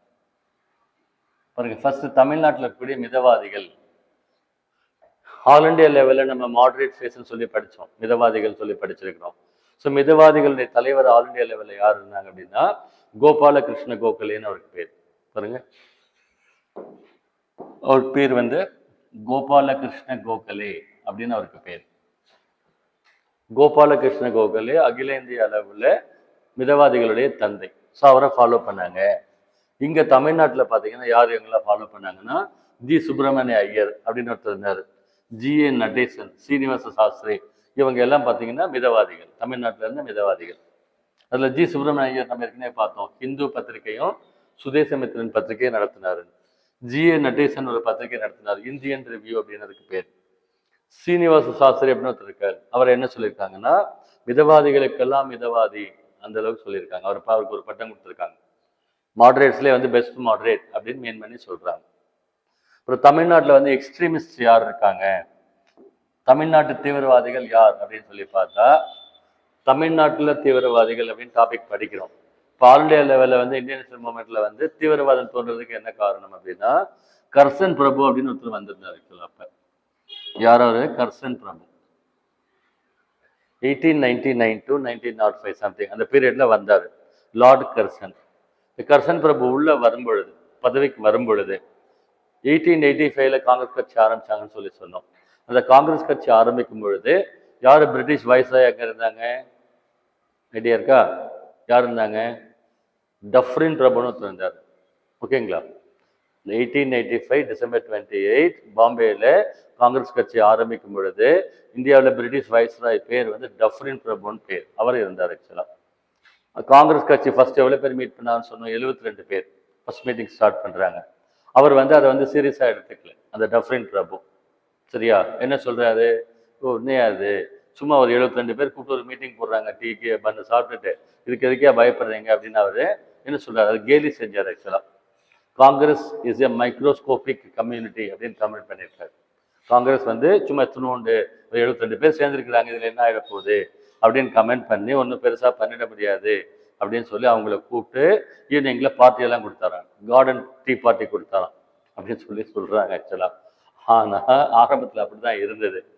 என்னாச்சு அப்படின்னாக்கா காங்கிரஸ் கட்சி ஆரம்பிக்கிறதுக்கு முன்னால் ஆக்ரா அசோசியேஷன், டெல்லி அசோசியேஷன், மெட்ராஸ் மகாஜன் சபா, மெட்ராஸ் நேட்டிவ் அசோசியேஷன், இந்த மாதிரி பல அமைப்புகள் அங்கே வச்சுருந்தாங்க இல்லையா, அதை எல்லாத்தையும் தூக்கி போட்டுட்டு ஆல் இண்டியா லெவலில் ஒரே ஒரு ஆர்கனைசேஷன் வந்திருக்கு. இப்போ என்னது? காங்கிரஸ் கட்சி. எல்லாம் இதுக்குள்ளே வந்துட்டாங்க. உள்ளுக்கு வந்த உடனே என்னாச்சு, எல்லாரும் பயங்கர குமுறல் இருக்காங்க இல்லையா, கிரீவன்ஸ் சொல்லியிருக்காங்க இல்லையா, வால்யூம் அதிகமாக கூடி கொஞ்சம் நல்லா இருந்தது. ஸோ காங்கிரஸ் கட்சி வந்து டேஸ் போக போக, சரிங்களா, ஸ்டார்டிங்கில் மைல்டாக இருந்தாங்க, டேஸ் போக போக இது வேணும் அது வேணும், அதை பண்ணு இது பண்ணுங்க அப்படின்னு சொல்லி கொடுக்கும்போது பிரிட்டிஷ்காரங்களுக்கு ப்ரெஷர்டாக ஃபீல் பண்ணாங்க. சரியா? மிதவாதிகள் எதுவும் பெருசாக அச்சீவ் பண்ண முடியல ஃபர்ஸ்ட் 20 இயர்ஸ். இருந்தாலும் பார்த்தீங்கன்னா ஒரு மொமெண்டம் கேதர் ஆச்சு ஆப்போசிட் சைடில். அப்போ அவங்களுக்கு ஹெடேக்காக இருந்தது. அப்போ கர்சன் பிரபு உள்ள வரும்போது சொல்கிறாங்க, காங்கிரஸ் கட்சியா அதை வந்து அப்படி பஸ்பமாக்காமல் விட மாட்டேன் நான், I will crush Congress into Ashes அப்படின்னு சொல்லிட்டு உள்ள வர்றாரு. சரியா? அவர் பேர் வந்து கர்சன் பிரபு. ஸோ அந்த ஆட்டிடியூட்ல வர்றவர் என்ன பண்ணுறாரு, அகேன்ஸ்டாகவே பண்ணுறாரு. எல்லாம் மக்களுக்கு பிடிக்காத ஆக்டிவிட்டிஸ் நிறைய பண்ணுவார். பல்கலைக்கழக சட்டம்னு ஒன்று இருக்குது 1904. ஓகேங்களா? ஏன்ஷியன் மொனுமெண்ட்ஸ் ஆக்ட் அப்படின்னு உங்களுக்கு ஐஎன்எம்ல ஃபுல்லாக டீட்டெயிலாக சொல்லியிருக்கிறேன் கிளாஸில். ஸோ கர்சன் பிரபு வந்து பிரிவினைவாதம் அந்த நெகட்டிவ் ஆட்டிடியூட்ல உள்ள வந்தாலும் சொல்கிறோம் இல்லையா, அவர் பண்ண எல்லாமே மக்களுக்கு அகேன்ஸ்டாக இருந்தது ஆக்சுவலாக. அதனால பார்த்தீங்கன்னா கடுப்பானாங்க, ரொம்ப இதாக இருந்தாங்க. அதனால தீவிரவாதம். இப்போ மிதவாதத்தில் ஒன்றும் அச்சீவ் பண்ண முடியல இல்லையா. இந்த மிதவாதிகள் என்ன மெத்தட் ஃபாலோ பண்ணாங்கன்னு சொன்னோம், பெட்டிஷன்ஸ் அண்ட் ப்ரேயர்ஸ் அப்படின்னு அதுக்கு பேர். அதாவது மிதவாதிகள் ஃபாலோ பண்ண ஸ்ட்ராட்டஜி என்ன அப்படின்னா மனு கொடுக்கும் பழக்கம்னு பேர். ஐயா கொஞ்சம் பார்த்து பண்ணி கொடுங்கன்னு போயிட்டு கிரிவன்ஸ்க்கு மனு கொடுக்குறாங்க இல்லையா, அந்த மாதிரி வந்து பெட்டிஷன்ஸ் அண்ட் ப்ரேயர்ஸ் அப்படின்னு பேர். மாடரேட் ஃபாலோ பண்ணதுக்கு பேர். அது வந்து ஃபர்ஸ்ட் 20 இயர்ஸ்ல பெருசாக எதுவும் அவுட்புட் வரலை இல்லையா. அதனால அவங்க என்ன பண்ணாங்கன்னா எக்ஸ்ட்ரீமிஸ்ட் வந்து உருவானாங்க. ஓகேங்களா? அந்த எக்ஸ்ட்ரீமிஸ்ட் யாரெல்லாம், நம்ம அங்கே 4 பேரை பற்றி படிச்சிருக்கிறோம் எக்ஸ்ட்ரீமிசம்ல. யார் யாரெல்லாம் படித்தோம்? எக்ஸ்ட்ரீமிஸ்ட் ஹெட் யாருன்னா பாலகங்காதர திலகர், மாடரேட் ஹெட் கோபாலகிருஷ்ண கோகலே. சரியா? ஸோ இங்கேயும் அதே மாதிரி படிக்கிறோம். அங்கே படித்தது பாலகங்காதர திலகர், லாலா லஜபத் ராய், பிபின் சந்திரபால், அரவிந்த கோஷ். இவங்க 4 பேர் வந்து எக்ஸ்ட்ரீமிஸ்ட்ல இம்பார்ட்டன்ட் லீடர்ஸ். சரியா? அதே மாதிரி இங்கே தமிழ்நாட்டில் வந்து பார்த்தீங்கன்னா ஒரு 3-4 பேர் இருக்காங்க. யார் யாரெல்லாம்? வ.உ. சிதம்பரனார் கேள்விப்பட்டிருக்கீங்களா? ரைட், கேள்விப்பட்டிருக்கோம். சரியா? கப்பலோட்டிய தமிழன் வ.உ. சிதம்பரனார். அவர் வந்து எக்ஸ்ட்ரீமிஸ்ட், ஆக்சுவலாக தீவிரவாதி. தமிழ்நாட்டு தீவிரவாதிகளின் தலைவர் யார் அப்படின்னா இவர் திலகர். சரியா? திலகர். அதுக்கு அடுத்து வ.உ.சி.யை சொல்லுவாங்க. வ.உ. சிதம்பரனார் என்ன சொல்லுவாங்க? தென்னாட்டு திலகர்னு சொல்லியிருக்காங்க. சரிங்களா? இவர் பீரியட்ல இவர் என்ன பண்ணாரு, தமிழ்நாட்டில் வந்து தீவிரவாதிகளின் தலைவர் யார் அப்படின்னா வ.உ. சிதம்பரனார். சரியா? எங்க பிறந்தாரு? 1812 வந்து ஒட்டப்பிடாரம் அப்படிங்கிற இடத்துல வந்து பிறந்திருக்காரு ஆக்சுவலா. எந்த மூமெண்ட்ல வந்து அவர் உள்ள வந்தாருன்னா சுதேசி மூமெண்ட்ல. இப்ப 1905ல கர்சன் பிரபு வந்து ஒரு பெரிய விஷயத்த பண்றாரு. நேஷனல் மூமெண்ட்ல ஃபர்ஸ்ட் பெரிய ப்ராப்ளம், ஒரு ஆக்டிவிட்டி, ஒரு மென்ஷனபிள் ஆக்டிவிட்டி என்ன அப்படின்னா 1905ல Lord Curzon divides Bengal into 2, East Bengal and West Bengal. சரியா? கிழக்கு வங்காளம் மேற்கு வங்காளம் அப்படின்னு பிரிக்கிறாங்க. அவர் அட்மினிஸ்ட்ரேஷனுக்காக நான் பிரிக்கிறேன். அந்த வங்காள பகுதியில் மட்டும் 8 கோடி பேர் இருந்தாங்களாம். டோட்டல் கண்ட்ரி 30 கோடி பேர். சரிங்களா? அங்கே மட்டும். ஏன் அப்படின்னா கங்கா பிரம்மபுத்திரா டெல்டா அதெல்லாம் இருக்குன்னு சொல்லியிருக்கேன் இல்லையா, பாப்புலேஷன் ஹியூஜ் பாப்புலேஷன். 8 கோடி பேர் அங்கே மட்டுமே இருக்கிறாங்க. அதனால நான் அட்மினிஸ்ட்ரேஷனுக்காக நிர்வாக வசதிக்காக பிரிக்கிறேன்னு சொல்லிட்டு இவங்க 2 பேரையும் வந்து இதில் லாங்குவேஜில் வந்து பிரிக்கிறாரு. இவங்க ஹிந்துஸ் ஆக்சுவலாக. இவங்க என்ன ஹிந்தி யூஸ் பண்ணுறாங்க, அவங்க உருது யூஸ் பண்ணுறாங்க. இவங்க இந்துக்கள், இந்து மதம் ஃபாலோ பண்ணுறாங்க. அவங்க முஸ்லீம் மதம் ஃபாலோ பண்ணுறாங்க. அவங்கள பிளவுபடுத்துறதுக்காக. So the British resorted to divide and policy tactics, பிரித்தாளும் சூழ்ச்சின்னு சொல்கிறோம் இல்லையா, அதை வந்து அங்கே ஆரம்பித்தாங்க ஆக்சுவலாக பிரிட்டிஷ்காரங்க ஃபுல்லாகவே. பிரித்தாளும் சூழ்ச்சின்னா ஆப்போசிட்டில் 5 பேரை ஒன்றா விடக்கூடாது. ஓகேவா? டிவைட் பண்ணிவிட்டு இவங்க வந்து ப்ளே பண்ணுறது. அந்த மாதிரி பிரித்தாங்க ஆக்சுவலாக. மக்களுக்கு தெரியுது வேணும்னே பண்ணுறாருன்னு தெரியுது. ஆனால் ஆட்சி அதிகாரத்தில் அவங்க தான் இருக்கிறாங்க. அதனால் என்ன பண்ணுறாங்க, கும்பிடுறாங்க, கோபம் வருது, எல்லாம் ஃபைட் பண்ணுறாங்க. ஆனால் அந்த 1905ல் யார் இருக்காங்க? மாடரேட் ஃபேஸ் தான் சொல்கிறோம் ஸ்டார்டிங்கில், மிதவாதிகள் இல்லையா. அப்போ வந்து இந்த வங்க பிரிவினைக்கு ரியாக்ட் பண்ணி வந்த மூமெண்ட்டுக்கு பேர் தான் சுதேசி இயக்கம். ஓகேங்களா? பாருங்க, சுதேசி மூமெண்ட் என்ன எப்போ வந்ததுன்னா 1905ல். எதுக்கு ரியாக்ட் பண்ணி வருது? வங்க பிரிவினைக்கு ரியாக்ட் பண்ணி வந்த மூமெண்ட் வந்து சுதேசி இயக்கம். இந்த சுதேசி இயக்கத்தில் என்ன சொல்கிறாங்க அப்படின்னா வெளிநாட்டு பொருளை புறக்கணிங்க, உள்நாட்டு பொருளை சப்போர்ட் பண்ணுங்கன்னு சொல்கிறாங்க. விதேசி ஸ்வதேசின்னு சொல்லி சொல்கிறாங்க ஆக்சுவலாக. ஸோ ஃபஸ்ட்டு மூமெண்ட் நேஷனல் லெவலில் மக்கள் வந்து அப்போஸ் பண்ண மூமெண்ட் என்னன்னு கேட்டால் சுதேசி மூமெண்ட். ஃபஸ்ட்டு ஆக்டிவிட்டி நடந்தது. கர்சன் பிரபு வந்து வங்காளத்தை பிரித்தார் ஆக்சுவலாக. சரியா? ஸோ அந்த பேக்ரவுண்டில் அதெல்லாம் நடந்தது. ஸோ சுதேசி இயக்கத்தில் வந்து பங்கெடுத்துக்கிறாரு. இப்போ சுதேசி இயக்கத்தில் என்ன ஸ்டாண்ட் எடுக்கிறாங்க? அவங்க எங்கே பார்த்தாலும் பிரிட்டிஷ்காரருடைய தலையீடு. எஜுகேஷனல் இன்ஸ்டிடியூஷன்ஸாக அவங்க தான் இருக்கிறாங்க, கோர்ட்டாக அவங்க தான் இருக்கிறாங்க. அண்டர்ஸ்டாண்ட்? அதிகாரம் நடத்துறது, ஆட்சி, கவர்மெண்ட்டு, ட்ரேடு எல்லாத்துலேயுமே அவங்க அதிகாரம் தான் இருக்குது ஆக்சுவலாக. அதனால என்ன பண்றாங்கன்னா, அவங்க அதிகாரத்துல இருந்து நம்ம விடுபடணும் அப்படின்னா நம்ம ஓனா இதெல்லாம் பண்ணணும் அப்படின்னு சொல்லி டிசைட் பண்ணிட்டு, ரவீந்திரநாத் தாகூர்னு இருக்கார் இல்லையா, அவர் வந்து ஆத்ம சக்தி அப்படின்னு ஒன்று சொல்றாரு. ஆத்ம சக்தி அப்படின்னா self reliance, we should stand on our own அப்படின்றாரு. பிரிட்டிஷ்காரங்களை டிபெண்ட் பண்ணாம நம்மளே எல்லாத்தையும் உருவாக்கிக்கணும் அப்படின்னு சொல்லி ஒரு கான்செப்ட் சொல்றாங்க. அந்த பேக்ரவுண்ட்ல வந்து நேஷனல் எஜுகேஷனல் இன்ஸ்டிடியூஷன் ஸ்டார்ட் பண்ணாங்க. அப்பதான் ஸ்டார்ட் பண்ணாங்க எல்லாம். அதுக்கு முன்னாடி எல்லாம் பிரிட்டிஷ்காரங்க பேர்ல தான் இருந்தது ஆக்சுவலா. ஸோ அந்த சுதேசி மூமெண்ட் லான்ச் பண்ணப்ப என்ன சொல்றாங்க, நம்ம சொந்த தயாரிப்புல எல்லாம் பண்ணணும், வெளிநாட்டு பொருளை யூஸ் பண்ணக்கூடாதுன்னு சொல்றாங்க. அப்ப வந்து இவர் வ.உ. சிதம்பரம் என்ன பண்றாருன்னா கப்பல் ஓட்டுறாரு, சுதேசி கப்பல். அதுக்கு என்ன பேர் ஆக்சுவலா, சுதேசி கப்பல் நீராவி கழகம் அப்படின்னு சொல்லி ஆரம்பிச்சு ஸ்டீம் நேவிகேஷன் கம்பெனி அப்படின்னு ஆரம்பிக்கிறார். இருக்கிற சொத்தெல்லாம் வித்துக்கிட்டு பார்த்தீங்கன்னா 2 கப்பல், சொந்த கப்பல். அந்த கப்பலுக்கு பேர் வந்து கேலியோ லாவோ அப்படின்னு பேர்.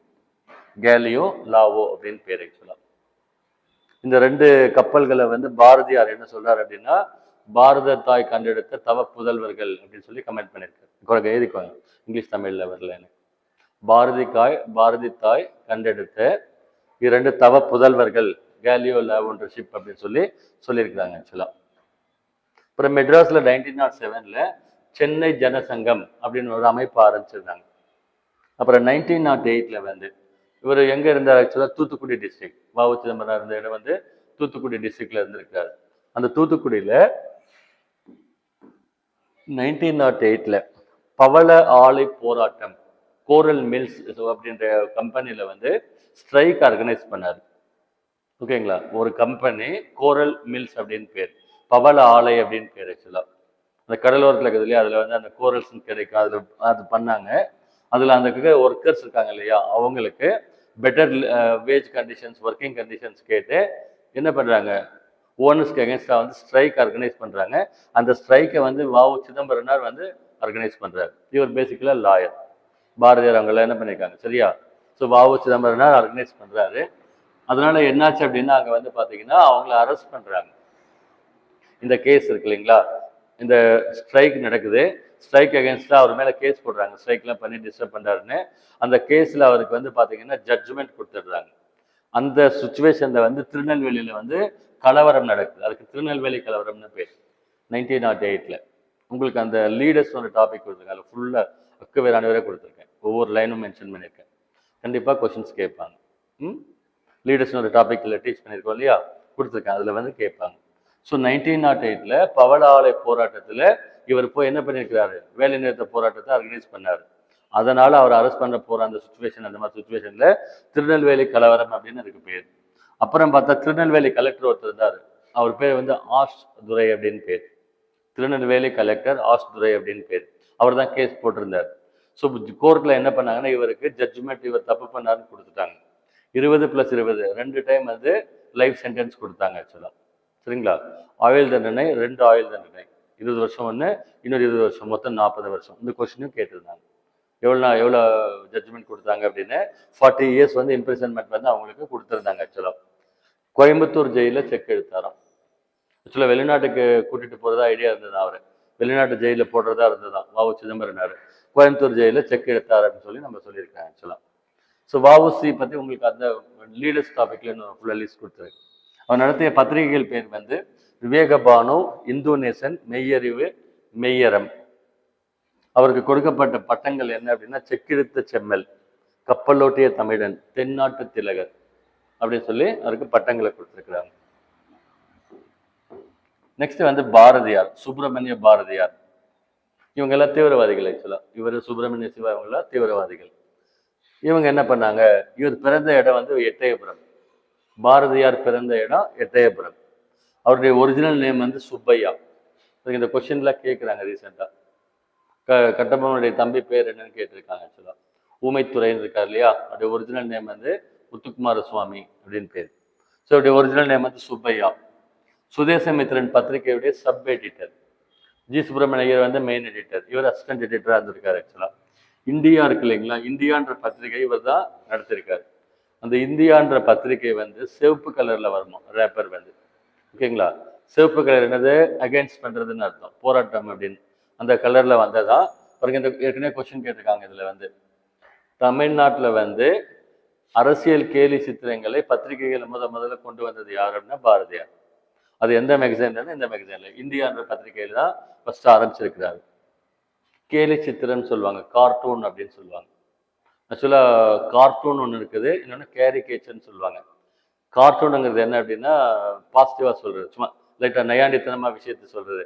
கேரிகேச்சர்னா கொஞ்சம் ரொம்ப கேலி பண்ணுற மாதிரி வருதுன்னு சொல்லுவாங்க. ஸோ மந்த்லி வந்து பெண்களுக்கு ஒரு பத்திரிகை நடத்தினாரு, சக்கரவர்த்தினி அப்படின்னு அதுக்கு பேர். இன்னொரு பத்திரிகை விஜயான்ற பத்திரிகையை நடத்தினார். அப்புறம் வந்து பாலபாரதம், சூரியோதயம் அந்த பத்திரிகைகளையும் அவர் வந்து நடத்தினார், எடிட்டராக இருந்தார். ஆக்சுவலாக வந்தே மாதரம் அந்த பாட்டை வந்து தமிழில் மொழிபெயர்த்திருக்காரு. வந்தே மாதரம் சொல்றோம் இல்லையா, அந்த வந்தே மாதரம் எந்த புக்ல இருந்து எடுத்தாங்கன்னு சொல்லி படிச்சிருக்கோம். பக்கிம் சந்திர சட்டர்ஜி அப்படின்ற ஒருத்தர் ஆனந்த மடம், ஆனந்த் மத்துன்னு சொல்லுவாங்க, அந்த புக்ல எழுதியிருக்காரு. அதுல இருந்து தான் வந்தே மாதரம் பாட்டு எடுத்திருக்காங்க. அதை தமிழ்ல டிரான்ஸ்லேட் பண்ணது பாரதியார் பண்ணியிருக்காரு. பாரதியார் கேள்விப்பட்டிருக்கீங்களா? மீசை முறுக்கிட்டு ரொம்ப ஃபார்வர்டா இருப்பார் இல்லையா? என்ன சொல்லுவாரு? அச்சமில்லை அச்சமில்லை அச்சம் என்பதில்லையே. அமரன் படம் வந்தது இல்லையா ரீசெண்டா, அந்த படத்துலயும் அந்த லைன்ஸ் வந்து சொல்லுவாங்க, ரொம்ப ஃபார்வர்டா சொல்லுவாங்க இல்லையா அவரை பத்தி. ஸோ 1905ல இந்தியன் நேஷனல் மூவ்மெண்ட் டாபிக் படிச்சீங்கன்னா தெரியும். அதுல பெனாரஸ்ங்கிற இடத்துல, பெனாரஸ் அப்படின்றது என்னன்னா காசி, வாரணாசி, பனாரஸ் மூணும் ஒரே ஊர். இப்ப மோடியுடைய தொகுதி, மோடி அங்கதான் வந்து எம்பி எலெக்ட் ஆயிருக்காரு, சரியா?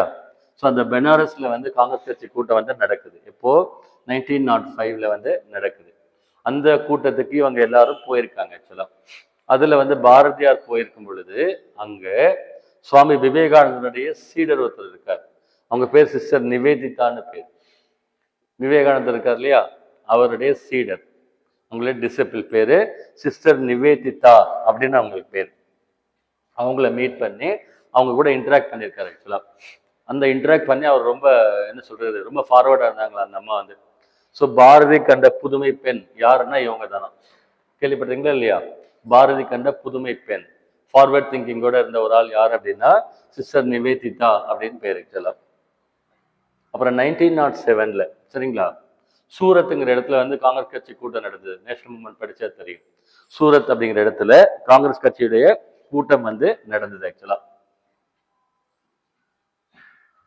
அப்புறம் 1908ல பாரதியார் இருக்கார் இல்லைங்களா, அவர் வந்து பக்கத்துல வந்து இப்ப பாபு சிதம்பரம் ஜெயில போட்டாங்களா அரெஸ்ட் பண்ணி, அதுல சாட்சி சொன்னது இவரும் இந்த சுப்பிரமணிய சிவா, ரெண்டு பேரும், பாரதியாரும் சுப்பிரமணிய சிவாவும் சாட்சி சொன்னாங்க. அதனால இவரையும் அரெஸ்ட் பண்ண ட்ரை பண்ணாங்க, பாரதியாரையும் அரெஸ்ட் பண்ண ட்ரை பண்ணாங்க. ஆனா பாரதியார் தப்பிச்சு என்ன போயிட்டாருன்னா பக்கத்துல பாண்டிச்சேரிக்கு வந்து போயிடுறாரு. பாண்டிச்சேரி வந்து யார் கண்ட்ரோல்ல இருக்குது? பிரிட்டிஷ் கண்ட்ரோல்ல கிடையாது, அது பிரெஞ்சு கண்ட்ரோல்ல இருக்குது. பிரிட்டிஷருடைய எனிமே வந்து பிரெஞ்சு, அதனால ப்ராப்ளம் இல்லை. அதனால என்ன பண்ணாங்கன்னா பாண்டிச்சேரிக்கு தலைமறைவாகி போயிடுறாரு. ஆக்சுவலா ஆனா திரும்ப கடலூர் பக்கம் திரும்பி வரும் பொழுது பாண்டிச்சேரி பிரெஞ்சு கண்ட்ரோல், ஆனா கடலூர் வந்து பிரிட்டிஷ் கண்ட்ரோல். திரும்ப ரிட்டர்ன் ஜெர்னி வரும்போது அவர் அரெஸ்ட் பண்ணிட்டாங்கன்னு சொன்னாங்க. ஸோ கடைசியில பாத்தீங்கன்னா திருவல்லிக்கேணின்னு சொல்லி மெட்ராஸ்ல இருக்கு இல்லைங்களா, மயிலாப்பூர் திருவல்லிக்கேணின்னு, அங்க கோயில் யானை மிதிச்சு இறந்துட்டு தான் அவரை பத்தி சொல்லியிருக்கிறாங்க, சுப்பிரமணிய பாரதியார் அப்படின்னு சொல்லி. நம்மளுக்கு என்ன படிச்சிருக்கிறோம், மகாகவின்னு சொல்லி பட்டம் கொடுத்துருக்காங்க அவருக்கு வந்து. இன்னொருத்தர் வந்து சுப்பிரமணிய சிவான்னு ஒருத்தர் இருக்காரு. தமிழ்நாட்டில் இருக்கக்கூடிய தீவிரவாதிகள்ல பாபு சிதம்பரனார், பாரதியார், நெக்ஸ்ட் சுப்பிரமணிய சிவா. திண்டுக்கல்ல வத்தல குண்டங்கிற இடத்துல கொடைக்கானல் போற வழி இருக்கு இல்லையா, அங்க கீழே அந்த இடம், அந்த இடத்துல வந்து பிறந்திருக்காரு. ஆக்சுவலா அவருக்கு ஒரு பட்டம் கொடுத்துருக்காங்க. ஆக்சுவலா சுதந்திர ஆனந்தா அப்படின்னு பட்டம், சுதந்திர ஆனந்தா அப்படின்னு பட்டம் கொடுத்துருக்காங்க. இவர் வந்து பாத்தீங்கன்னா இவங்க மூணு பேரும் ஒன்னா சுத்திட்டு இருப்பாங்க, பாபு சிதம்பரனார், சுப்பிரமணிய பாரதியார், சுப்பிரமணிய சிவா, அவங்க எல்லாம் இருந்து. இவருக்கு வந்து தொழுநோய் ஏற்படுது, லெப்ரசியில தொழுநோய் வந்து அட்டாக் ஆகி இறந்து போயிட்டான்றாங்க. இங்க தர்மபுரி பக்கத்துல பாப்பாரப்பட்டி இருக்கு இல்லையா, அங்க பாரதி ஆசிரமம் அப்படின்னு ஏற்படுத்தியிருக்காரு. ஆக்சுவலா மாப்போ சிவஞானம் அப்படின்ற ஒருத்தர் இருக்கார் தமிழ்நாட்டுல, அவர் அவரை பத்தி ரொம்ப அழகா சொல்லியிருக்கிறார்.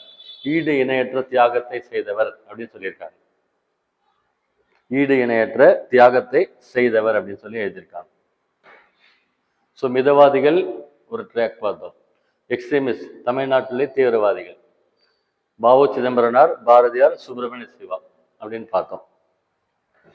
இன்னொரு ட்ராக் என்ன பார்க்கணும், தமிழ்நாட்டில் பயங்கரவாதிகள் இன்னொரு குரூப் வந்தாங்க பார்த்தீங்க, தமிழ்நாட்டு பயங்கரவாதிகள். அதாவது என்ன அப்படின்னா ரெவல்யூஷனரிஸ், பகத்சிங் அந்த மாதிரி ஆளுங்க. இவங்க என்னென்ன ஆக்டிவிட்டிஸ் பண்ணாங்க பாருங்க. துப்பாக்கியில் வந்து சுடுவாங்களாம் அவங்கள டார்கெட். பிரிட்டிஷ்கார கலெக்டர் அவங்கள இருக்காங்க இல்லையா, எஸ்பி கலெக்டர், அவங்கள தூக்குவாங்களாம். பாம்ஸ் குண்டு எறிவாங்களாம். அதே மாதிரி பிரிட்டிஷ் நாட்டுக்கு எதிரி நாடுகள் இருக்குல்ல வேர்ல்டு ஃபுல்லாக, அவங்க கூட வந்து லிங்க் வச்சு ஒர்க் பண்ணியிருக்காங்க. இந்த ஆக்டிவிட்டீஸ்லாம் அவங்க பண்ணாங்க. இதில் வந்து ஃபர்ஸ்ட் யார் வராங்க, விவிஎஸ் ஐயர்னு ஒருத்தர் வர்றாரு. தமிழில் வாவேசு ஐயர்னு சொல்லி சொல்லுவாங்க. வாவேசு ஐயர் குளத்தங்கரை அரச மரம் அப்படின்னு ஒரு புக் எழுதியிருக்காரு, ரொம்ப ஃபேமஸ். நாவலில் வந்து ரொம்ப ஃபேமஸ் அது. ஸோ இந்த விவிஎஸ் ஐயர் இருக்கார் இல்லைங்களா, இவர் வந்து பார்த்தீங்கன்னா 1905 லண்டனில் இந்தியா ஹவுஸ் அப்படின்னு ஒரு இடம் இருந்தது. அதாவது லண்டனில் தங்கி படிக்கக்கூடிய இந்திய மாணவர்களுக்கு ஒரு இடம் பேர் வந்து இந்தியா ஹவுஸ் அப்படின்னு ஒரு பில்டிங், அங்கே தங்கி படிச்சிருக்காரு ஆக்சுவலாக. அப்புறம் வீர் சர்வர்கார் கேள்விப்பட்டிருக்கீங்களா, அந்தமான் ஜெயிலில் வந்து வச்சிருந்தாங்க அப்படின்னு சொல்லி கேள்விப்பட்டிருக்கீங்களா, வீர் சர்வர்கார் அப்படின்னு பேர். அவர் ஒரு புக் எழுதியிருக்காரு ஆக்சுவலாக, எரிமலை அப்படின்னு அந்த புக்கு பேர். ஓகேங்களா, வேல்கனோன்னு ஒரு புக் எழுதியிருக்காரு, யாரு, வீர் சர்வர்கார். அதை தமிழில் வந்து டிரான்ஸ்லேட் பண்ணியிருக்காரு விவிஎஸ் ஐயர். இந்த வீர் சர்வர்கார் இருக்கு இல்லைங்களா, அவர் 25 வருஷத்துக்கும் மேலா ரொம்ப கொடுமையான ஒரு ஜெயிலில் போட்டு டார்ச்சர் பண்ணியிருக்காங்க. அந்த ஜெயில் எங்கே இருக்குன்னா அந்தமான்ல இருக்கு ஆக்சுவலாக. அந்தமான்ல செல்லுலர் ஜெயில்னு சொல்லி சொல்லுவாங்க. போய் பார்த்தா, நேரில் ஒரு டைம் பார்த்தோம், ரொம்ப வேக்ஸ் ஆகிடுச்சு ஆக்சுவலாக. ஜெயிலில் கட்டினதே அந்த மாதிரி கட்டியிருக்காங்க ஆக்சுவலாக. அதாவது எப்படி கட்டுறாங்கன்னா சர்க்குலர் பாத்தில் இருக்காங்க ஆக்சுவலாக. இங்கே நெட் இருக்கு இல்லையா,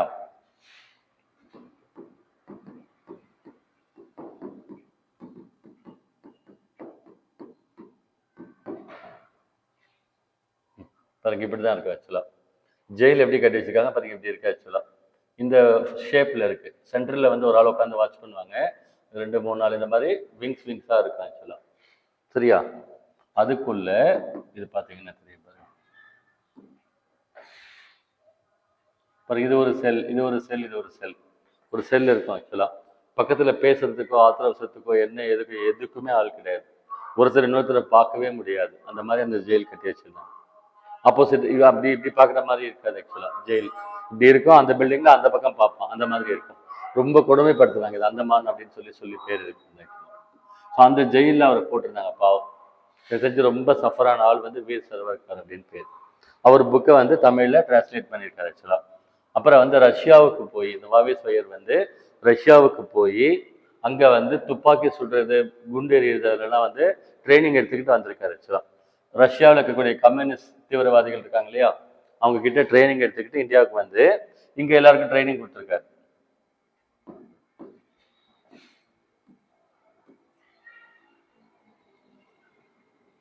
சரியா, ஸோ பாண்டிச்சேரியில் வந்து தர்மாலயம் அப்படின்னு ஒரு அமைப்பு ஏற்படுத்தினார், ஒரு சும்மா ஆர்கனைசேஷன்.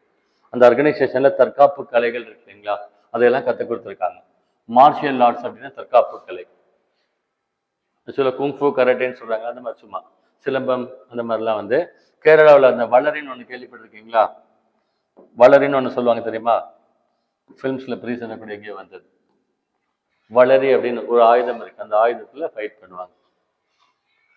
அப்புறம் வந்து இவருடைய சீடன், இவருடைய டிசிப்ளின் பேர் தான் வந்து வாஞ்சிநாதன் அப்படின்னு பேர். அவருடைய டிசிபிள் மாணவர் பேர் வந்து வாஞ்சிநாதன். அவருக்கு வந்து ப்ரௌனிங் அப்படின்ற ஒரு துப்பாக்கி இருக்கான், அதை எப்படி ஷூட் பண்றது சொல்லி கற்றுக் கொடுத்தாருன்னு சொல்றாங்க. அந்த வாஞ்சிநாதன் என்ன பண்ணார் அப்படின்னா, ஆக்சுவலா வந்து திருநெல்வேலி கலெக்டர் சொன்னாலே ஆஸ் துரைன்னு சொல்லிட்டு, அவருக்கு வ.உ. சிதம்பரனாருக்கு 40 வருஷம் ஜெயில் தண்டனை கொடுக்க காரணமா இருந்தவர், அவரை வந்து ஃபாலோ பண்ணி டார்கெட் பண்ணி அவர் என்ன பண்ணாருன்னா, மணியாச்சி அப்படிங்கிற இடம் இருக்கு ஒன்று இருக்கலாம். மணியாச்சி இங்கே தூத்துக்குடிக்கு முன்னால் ஒரு ஜங்ஷன் பாயிண்ட் இருக்கு. மதுரையிலேருந்து வர்றது, திருச்சியிலேருந்து வர ஒரு ஜங்ஷன் பாயிண்ட். அந்த ஸ்டேஷனில் அந்த கலெக்டர் வரும் பொழுது பக்கத்தில் போய் இவ்வளோ தூரத்தில் சினிமாவில் பார்க்குற மாதிரி பாயிண்ட் பிளாங்க்னு சொல்லுவாங்கல்ல, பக்கத்தில் நின்று ஷூட் பண்ணிட்டு இருக்கா. அப்படி ஷூட் பண்ணிட்டு என்ன தெரியுன்னு தெரியாமல் அவரும் திருப்பி ஷூட் பண்ணி இவரும் செத்து அவர் செத்துறான்.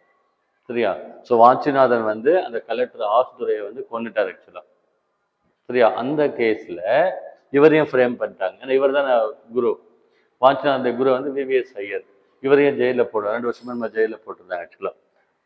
இவர் வந்து பத்திரிகை என்ன நடத்தினாருன்னா பாலபாரதன் பத்திரிகையை நடத்தினது இவர், அதில் எடிட்டராக ஒர்க் பண்ணது வந்து பாரதியார்.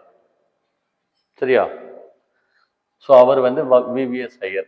அவரை பற்றி இன்னும் ஒரு டேட்டா ஒன்று இருக்குது. என்ன இருக்குது அப்படின்னாக்க 1924 சரியா, 1924 1925 அந்த பேக்ரவுண்டில் பெரியார் இருந்தார்ல, பின்னால படிக்கிறோன்னா நம்ம பெரியார் பற்றி வந்து, பெரியார் வந்து பார்த்தீங்கன்னு சொன்னால் காங்கிரஸ் கட்சியில் இருக்கும் பொழுது இந்த விவிஎஸ் ஐயர் அப்படின்றவர் அந்த திருநெல்வேலி சைடில் சேரன் மாதேவி என்ற ஒரு இடம் இருக்கு ஆக்சுவலாக.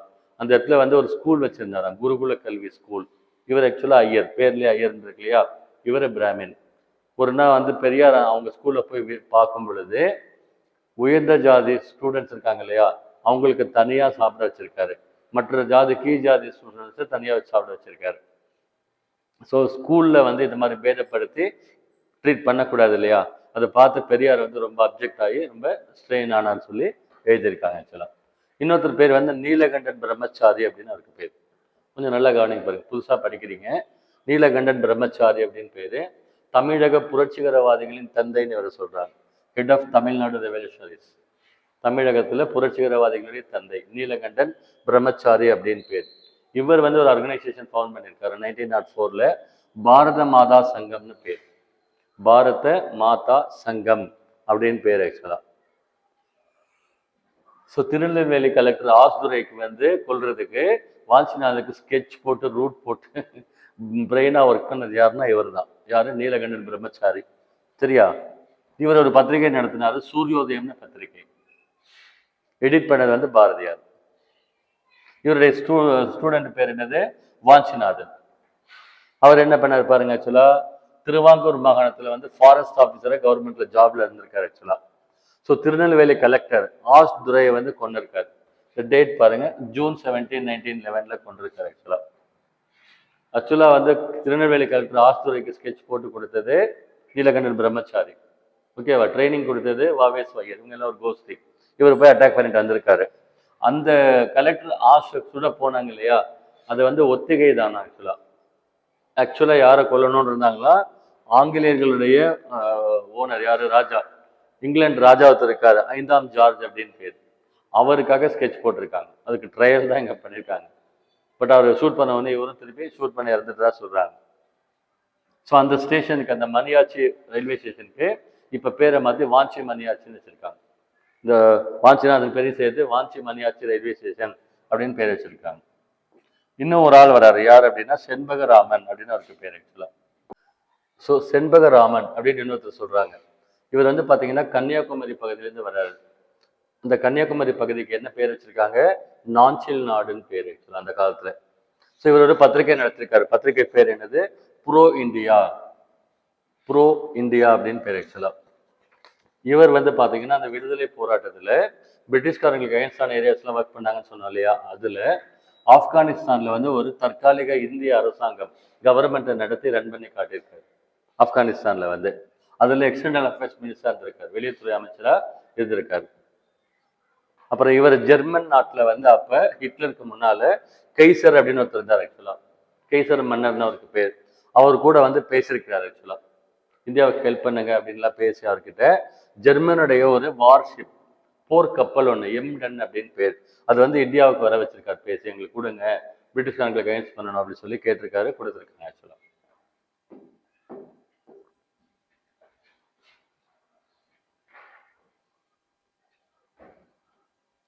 ஸோ இந்தியன் நேஷனல் மூவ்மெண்ட் இருக்கு இல்லையா, அதில் ஆக்டிவிட்டிஸ் பார்க்கலாம். இப்போ பாருங்க 3 ட்ராக் பார்த்துட்டோம். என்ன பார்த்தோம்? மிதவாதிகள், தமிழ்நாட்டு மிதவாதிகள், தமிழ்நாட்டு தீவிரவாதிகள், தமிழ்நாட்டில் புரட்சிகரவாதிகள், அவங்கள பற்றி பார்த்துட்டோம். ஸோ இப்போ என்ன பார்க்கணும்? தமிழ்நாட்டில் இந்த நேஷனல் மூவ்மெண்ட் நடந்தது இல்லையா, அதில் யாரெல்லாம் என்னெல்லாம் பங்கெடுத்துக்கிட்டாங்க அப்படின்னு பார்க்கலாம். கொஷின்ஸ் ரிப்பீட்டடாக கேட்டுக்கிட்டே இருக்காங்க ஆக்சுவலாக. ஸோ என்னென்னு பார்க்கலாம் பாருங்க. ஃபர்ஸ்ட் வந்து 1916 லக்னோவில் வந்து காங்கிரஸ் கட்சி கூட்டம் நடந்தது. 1916 லக்னோ அப்படின்ற இடத்துல காங்கிரஸ் கட்சி கூட்டம் வந்து நடந்தது ஆக்சுவலா. அப்புறம் 1916 வேற என்ன நடந்தது அப்படின்னா, அந்த அன்னி பெசன்ட் அம்மையார் இருக்காங்க இல்லையா, அவங்க மெட்ராஸ்ல அடையாறுல வந்து ஹோம் ரூல் மூவ்மெண்ட், அன்னி பெசன்ட் அம்மையாரின் தன்னாட்சி இயக்கம் அப்படின்னு சொல்லி ஒன்று ஆரம்பிச்சிருந்தாங்க ஆக்சுவலா. நம்ம என்ன சொன்னோம்? மத்தியில வந்து ஆங்கில பேரரசு வந்துட்டு போட்டோம், மாகாணங்கள்ல எங்களுக்கு தன்னாட்சி கொடுங்க அப்படின்னு அந்த அம்மா கோரிக்கை வச்சிருந்தாங்க ஆக்சுவலா. பாருங்க, அந்த தன்னாட்சி கோரிக்கையுடைய அந்த மீட்டிங்குடைய மாநாடு நடந்தது. அன்னி பெசன்ட் அம்மையாருடைய தன்னாட்சி இயக்கத்தினுடைய மாநாடு கடலூர்ல வந்து நடந்தது. நோட் பண்ணிக்கோங்க பாருங்க, கொஸ்டின் கேட்பாங்க. எங்க நடந்ததுன்னா கடலூர்ல வந்து நடந்தது ஆக்சுவலா. ஸோ கடலூர்ல நடக்கும்போது அதுக்கு தலைவர் யார் இருந்தாங்க அப்படின்னா மாதவ ராவ் அப்படின்னு ஒருத்தர் இருந்தார் ஆக்சுவலா. பிரசிடென்ட் பேர் வந்து மாதவராவ் அப்படின்னு அவருக்கு பேர் ஆக்சுவலா. அந்த 1916 ஆல் இண்டியா லெவல்லே வந்து நேஷனல் ஸ்டேஜில் அன்னி பெசன்ட் அம்மையார் வந்து ஃபோர் ஃப்ரண்ட்ல இருந்தாங்க ஆக்சுவலா. என்ன சொல்றாங்க பாருங்க, ஆக்சுவலா வந்து சூப்பரா ஏசி போட்டுக்கிட்டு ட்ரெயின்ல டிராவல் பண்றதை விட, அடிமையா இருந்து டிராவல் பண்றதை விட, சுதந்திரமா மாட்டு வண்டியில காத்து வாங்கிட்டு ஒண்ணுமே இல்லாம நான் சந்தோஷமா வருவேன் அப்படின்னு சொல்லிட்டு ஒரு ஸ்டேட்மெண்ட் வந்து நம்ம கொடுத்துருக்காங்க. அந்த மாதிரி நடத்தின பத்திரிகைகள் என்னது ஆக்சுவலா, காமன்வெல்த், நியூ இந்தியா. இதோ ரிப்பீட்டடா கேட்டுக்கிட்டே இருக்காங்க ஆக்சுவலா. பாருங்க, நியூ இந்தியான்றது இவங்க நடத்துறது, யங் இந்தியான்றது காந்தி நடத்துனது. கரெக்டா நோட் பண்ணிக்கோங்க. நியூ இந்தியா, காமன்வெல்த் ரெண்டு நடத்துனது இவங்க. ஸோ ரெண்டு புக்கு எழுதியிருக்காங்க. என்ன புக்கு எழுதியிருக்காங்க? இந்தியா எப்படி வந்து சுதந்திரத்துக்காக வந்து வலித்து ஒர்க் பண்ணுச்சு அப்படின்னு எழுதியிருக்காங்க. இந்தியா ஒரு நாடு, இந்தியா எ நேஷன் அப்படி சொல்லி புக் எழுதியிருக்காங்க. ஏற்கனவே சொன்ன இல்லைங்களா, வந்த உடனே 1917 ஆகஸ்ட் டெக்ளரேஷன், அந்த கான்செப்டுக்கு பேர் வந்து ஆகஸ்ட் டெக்ளரேஷன் அப்படின்னு பேர். ஆக்சுவலா பிரிட்டிஷ் காரங்க மாண்டேக் அப்படின்னு ஒருத்தர் இருக்கார் ஆக்சுவலா, சரியா? அவர் வந்து பாத்தீங்கன்னா 1917 இந்த அம்மா என்ன கேட்குறாங்க, 1916 எங்களுக்கு சுதந்திரம் அதை கொடுங்க, சுயாட்சி கொடுங்கன்னு கேட்குறாங்க. அதாவது அவர் வந்து என்ன சொல்றாரு அப்படின்னாக்க, gradual development of self governing institutions, படிப்படியாக உங்களுக்கு நாங்கள் தன்னாட்சி நிறுவனங்களை தரோம் அப்படின்னு சொல்லி சொல்றாங்க ஆக்சுவலா. ஸோ மகாத்மா காந்தி என்ன சொல்லியிருக்கிறாரு அப்படின்னா, அன்னி பெசன்ட்டை பத்தி என்ன சொல்லியிருக்கிறாங்க அப்படின்னா, தீவிரவாதிகள் எல்லாம் மிகப்பெரிய தீவிரவாதி அந்த அம்மாவா, எக்ஸ்ட்ரீமிஸ்ட்லேயே பெஸ்ட் எக்ஸ்ட்ரீமிஸ்ட்னு மீன் பண்ணி சொல்லியிருக்காரு ஆக்சுவலா. தேசிய போராட்டவாதிகள் எல்லாம் மிஞ்சிய போராட்டவாதி அந்த ஸ்டேட்மெண்ட் வந்து சொல்லியிருக்காரு. ஸோ 1917 கல்கட்டாவில் வந்து காங்கிரஸ் கட்சி கூட்டம் நடக்குது. அதுக்கு அன்னி பெசன்ட் அம்மையாரை தலையில போடுறாங்க. ஃபர்ஸ்ட் ஃபீமேல் பிரசிடென்ட் வந்தது இந்த டைம் வந்தாங்க 1917. 1917 ஃபர்ஸ்ட் ஃபீமேல் பிரசிடென்ட் வந்து அன்னி பெசன்ட் அம்மையார். இது எல்லாமே கொஸ்டின் பேங்க்ல கொஸ்டின் கேட்டிருக்காங்க இது வரைக்கும். அப்புறம் 1917 அந்த பேக்ரவுண்ட்ல தமிழ்நாட்டில், நம்ம தமிழ்நாட்டை பற்றி பேர் தானே படிக்கிறோம். ஸோ தமிழ்நாட்டில் இப்போ காங்கிரஸ் கட்சி இருக்குது எல்லா இடத்துலையும் அப்படின்னு படிச்சிருக்கிறோம். 1917 தமிழ்நாட்டில் புதுசாக வந்து ஒரு அரசியல் கட்சி வருது. என்னது அது? நீதி கட்சி. நான் வந்த உடனே சொன்னேன் இல்லையா, நீதி கட்சி. ஞானசேகரன் டேட் ஞாபகம் இருக்கா, சொல்ல முடியுமா? எஸ்ஐஎல்எஃப் எந்த டேட்ல ஃபார்ம் பண்ணாங்க? 1926. நோ, 1926 இல்லை, 1920 கவர்மெண்ட் ஃபார்ம் பண்ணாங்க அவங்க. 1916 நவம்பர் 20. அதே மாதிரி நான் பிராமின் மேனிஃபெஸ்டோ டிசம்பர் 20. இதெல்லாம் கொஸ்டின் கேட்பாங்க. நமக்கு கிளாஸ் ஃபுல்லாக எடுத்து கொடுத்துருக்கு பாருங்க. தமிழ்நாட்டில் தமிழ்நாடு பாலிடிக்ஸ் ஸ்கூல்ல புதுசாக ஒரு கட்சி வருது. கட்சிக்கு பேர் வந்து நீதி கட்சியின் பேர். அந்த நீதி கட்சி எப்படி ஆரம்பிச்சாங்க அப்படின்னா, சவுத் இந்தியன் லிபரல் ஃபெடரேஷன், தென்னிந்திய மக்கள் நல உரிமைகள் சங்கம் சொல்லிட்டு 1916 மெட்ராஸ் மாகாணத்தில் I think November 20th date வந்து 30 லீடர்ஸ் வந்து உருவாக்குறாங்க. அதில் 3 முக்கியமான லீடர்ஸ் யாரெல்லாம் இருக்கிறாங்க? தியாகராஜ செட்டியார், டிஎம் நாயர், சி நட்டேசனார் அப்படின்னு பேர். 3 பேரும். உங்களுக்கு அந்த டெவலப்மெண்ட் அட்மினிஸ்ட்ரேஷன் சொல்லி ஒரு டாபிக் இப்போ எக்கானமியில் கிளப் பண்ணி கொடுத்துருக்காங்க. கொஸ்டின்ஸ் ரொம்ப அதிகமாக வரும் அதில். அந்த கட்சி நீதி கட்சி அப்படின்னு புதுசாக வந்திருந்தது ஆக்சுவலாக. இந்த நீதி கட்சி இருக்கு இல்லைங்களா, இதனுடைய எய்ம் என்ன? நீதி கட்சி எதுக்காக ஆரம்பிக்கப்பட்டது அப்படின்னா, பிராமண ஆதிக்கத்திற்கு எதிராக ஆரம்பிக்கப்பட்டது. ஓகேங்களா? நான் பிராமின்ஸ் வந்து பிராமின் டாமினேஷனுக்கு எகென்ஸ்டா ஆரம்பிச்ச கட்சி வந்து நீதி கட்சி அப்படின்னு பேர் ஆக்சுவலாக. பாருங்க, 1919 வந்து பெரியார் வந்து காங்கிரஸ் கட்சியில வந்து சேர்ந்தார். போன குரூப் 1ல கொஸ்டின் கேட்டிருக்காங்க பெரியார் பத்தி, ஆக்டிவிட்டிஸ் என்ன அப்படின்லாம் கேட்டிருக்காங்க ஆக்சுவலா. சென்னை மகாஜன சங்கம் அப்படின்லாம் ஒன்று ஆரம்பிச்சாங்க. அப்புறம் 1918 மெட்ராஸ் லேபர் யூனியன் அப்படின்னு ஒன்று ஆரம்பிச்சிருக்காங்க. மெட்ராஸ்ல தான் வந்து இந்தியாவில் ஃபர்ஸ்ட் தொழிற்சங்கம் ஆரம்பிச்சாங்க. வாடியான்னு ஒருத்தர் இருக்காரு, WP வாடியா பிளஸ் வந்து சிங்காரவேலர் அப்படின்னு சொல்லி அவங்க 2 பேர் வந்து ஆரம்பிச்சிருக்கிறாங்க. சரியா? இன்னொருத்தர் பத்தி சொல்றோம், என்னது? ஜார்ஜ் ஜோசப் அப்படின்னு ஒருத்தர் இருக்காரு. ஒரு பேர் வந்து ஜார்ஜ் ஜோசப் அப்படின்னு. மதுரை பக்கத்துல இருந்து வர்ற ஒரு கிறிஸ்டியன் தமிழியன். மதுரை பக்கத்தில் இருந்த ஒரு கிறிஸ்டியன் தமிழியன். அவரை பத்தி என்ன சொல்றாங்க?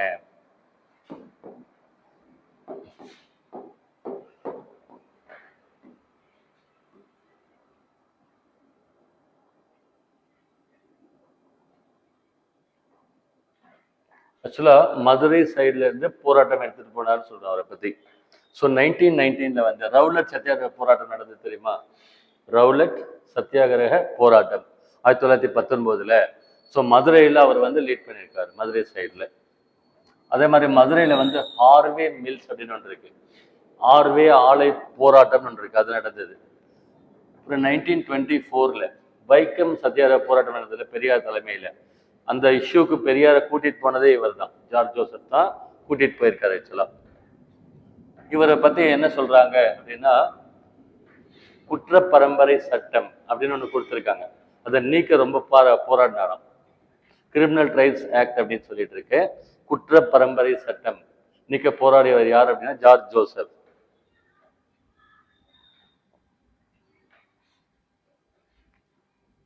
இவருக்கு என்ன பட்டம் பேர் வச்சிருக்காங்க தெரியுமா? ரோசாப்புத்துறைன்னு பேர் வச்சிருக்காங்க.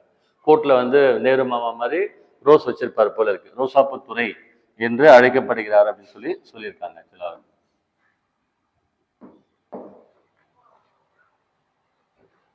கட் பண்ணுங்க, பிரேக்.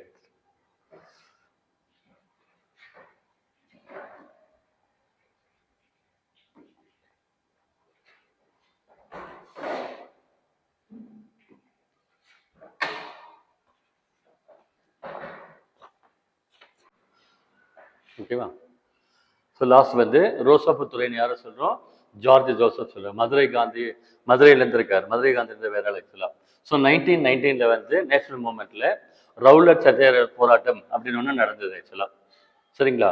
ரவுலட் சத்தியாகிரக போராட்டம் 1919 மார்ச்ல பிரிட்டிஷ்காரங்க கவர்மெண்ட்ல ஆங்கிலேய கவர்மெண்ட்டை எதிர்த்து பேசிக்கிட்டே இருக்காங்க இல்லையா எல்லாருமே. அதனால யாரெல்லாம் கவர்மெண்ட்டுக்கு எதிராக பேசுறாங்களோ அவங்கள வந்து அப்சர்வ் பண்ணி எனக்கு ரிப்போர்ட் கொடுங்கன்னு ஒரு கமிட்டி வந்து போட்டாங்க. அதுக்கு பேர் வந்து ரவுலட் கமிட்டி அப்படின்னு பேர். சார் சிட்னி ரவுலட்ன்ற ஒரு ஆளை போட்டு அதுக்கு ரவுலட் கமிட்டி அப்படின்னு ஒன்று பேர். எதுக்காக போட்டாங்க அவரை? To look in to anti nationalistic activities, அதை பார்க்கறதுக்காக போட சொல்லியிருந்தாங்க. அவர் வந்தார், சிட்னி ரவுலட் வந்தார். வந்துட்டு அவர் பார்த்துட்டு என்ன பண்ணுறாருன்னா, அவர் வந்து ஒரு 2-3 பாயிண்ட் சொல்கிறாரு, அது சட்டமாக கொண்டு வந்துட்டாங்க. அதுக்கு பேர் ரவுலட் சட்டம்னு பேர், ரவுலட் சட்டம். அந்த ரவுலட் சட்டத்தில் என்ன சொல்கிறாருன்னா 2 பாயிண்ட் வந்து, சந்தேகத்தின் பேரில் யாரை வேணா அரெஸ்ட் பண்ணலாம் அப்படின்றாங்க. இப்போ கவர்மெண்ட்டுக்கு எதிராக செயல்படுறான் அப்படின்னு ஒரு சந்தேகம் வந்துச்சுனாவே அரெஸ்ட் பண்ணிடலாமா? ஆக்சுவலாக சந்தேகத்தின் பேர்லேயே அரெஸ்ட்லாம் பண்ண முடியாது, எவிடன்ஸ் இருந்தால் தான், ப்ரூஃப் இருந்தால் தான் அரெஸ்ட் பண்ணணும். ஓகேவா? ஸோ ஃபர்ஸ்ட் பாயிண்ட் வந்து சந்தேகத்தின் பேரில் அரெஸ்ட் பண்ணலான்றாங்க. அரெஸ்ட் பண்ணி 2 வருஷம் உள்ளே போட்டுருவாங்களாம். அவருக்கு அப்பீல் கிடையாது, அவள் மேல்முறையீடு செய்ய முடியாதான். இது ரெண்டுமே அகெயின்ஸ்ட் வந்து நேச்சுரல் ஜஸ்டிஸ். சரியா? இப்போ குற்றம் தெரிஞ்சா செய்கிறாங்க, தெரிஞ்சோ தெரியாமல செய்கிறாங்க. அப்போ அவர் மேல்முறையீட்டுக்கு எல்லாருக்குமே அவருக்கு அனுமதி பண்ண முடியும் நார்மலாக. இந்த ரெண்டுமே போட்டிருந்தாங்க. One can be arrested on suspicion, கவர்மெண்ட்டுக்கு அகெயின்ஸ்டாக இருக்கிறாங்கன்னு சொல்லிட்டு சொல்கிறாங்க. உள்ளே போட்ட பின்னால் அப்பீல் போக முடியாதான் அப்படின்னு சொல்கிறாங்க. So this is against natural justice. அதனால் மக்கள் எல்லாம் இதை வந்து பயங்கர சிவியராக அப்போஸ் பண்ணாங்க. சரியா? ஸோ ரவுலட் சத்தியாகிரக போராட்டம் நம்ம தமிழ்நாட்டில் மெட்ராஸில் வந்து நடந்தது. என்னைக்கு நடந்தது?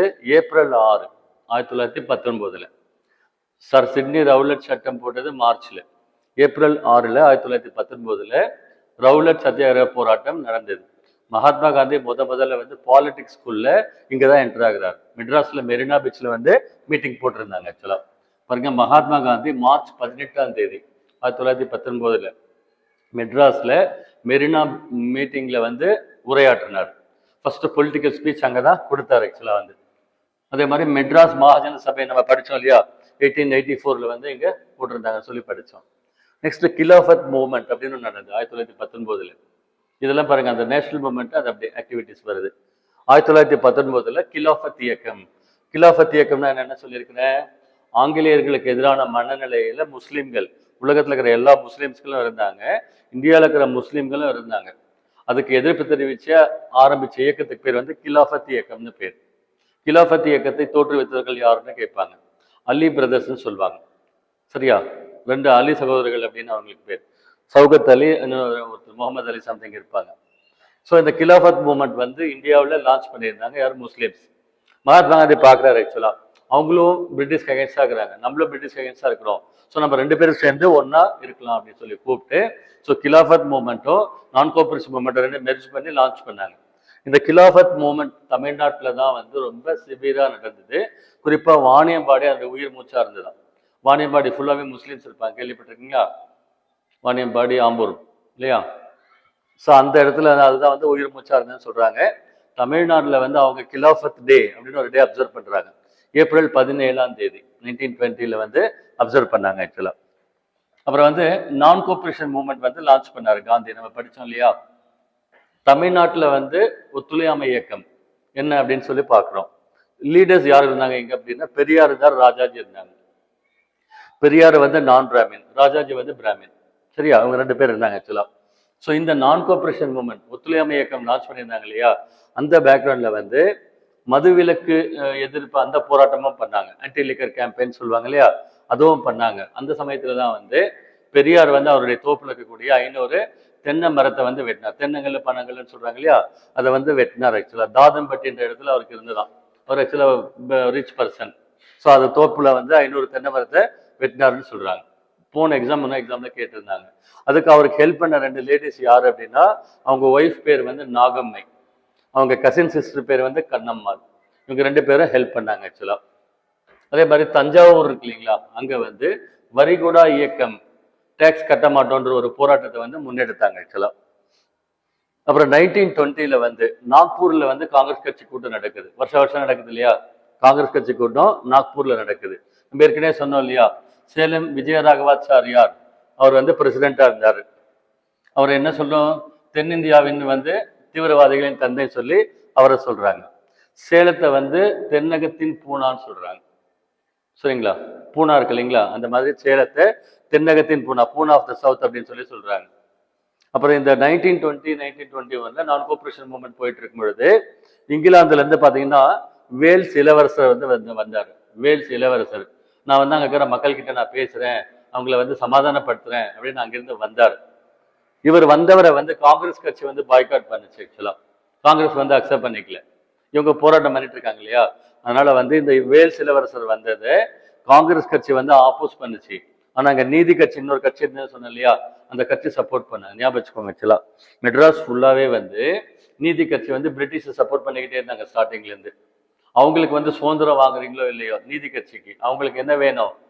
நான் பிராமின்ஸ்க்கு என்ன வேணும்? மைலேஜ் வேணும்.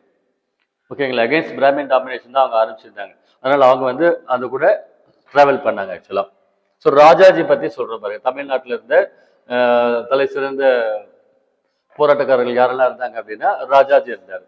இந்த இவங்களை பத்தி எல்லாம் லீடர்ஸ் டாபிக்ல ஃபுல்லா ஒரு லைன் விடாம எடுத்து கொடுத்துருக்கு.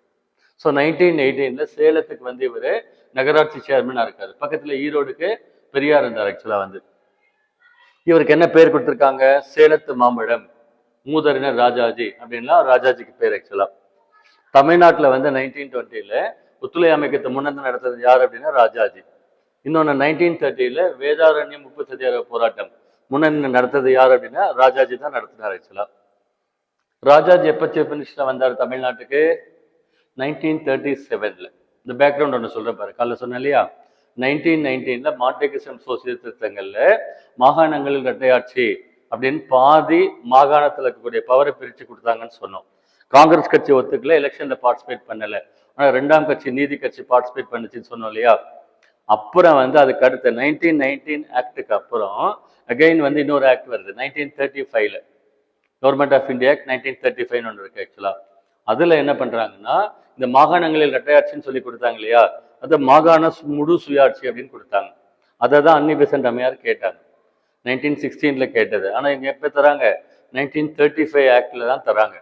மாகாண சுயாட்சின்னு பேர், இங்கிலீஷ்ல ப்ரொவின்சியல் அட்டானமின்னு சொல்லுவாங்க. சரியா?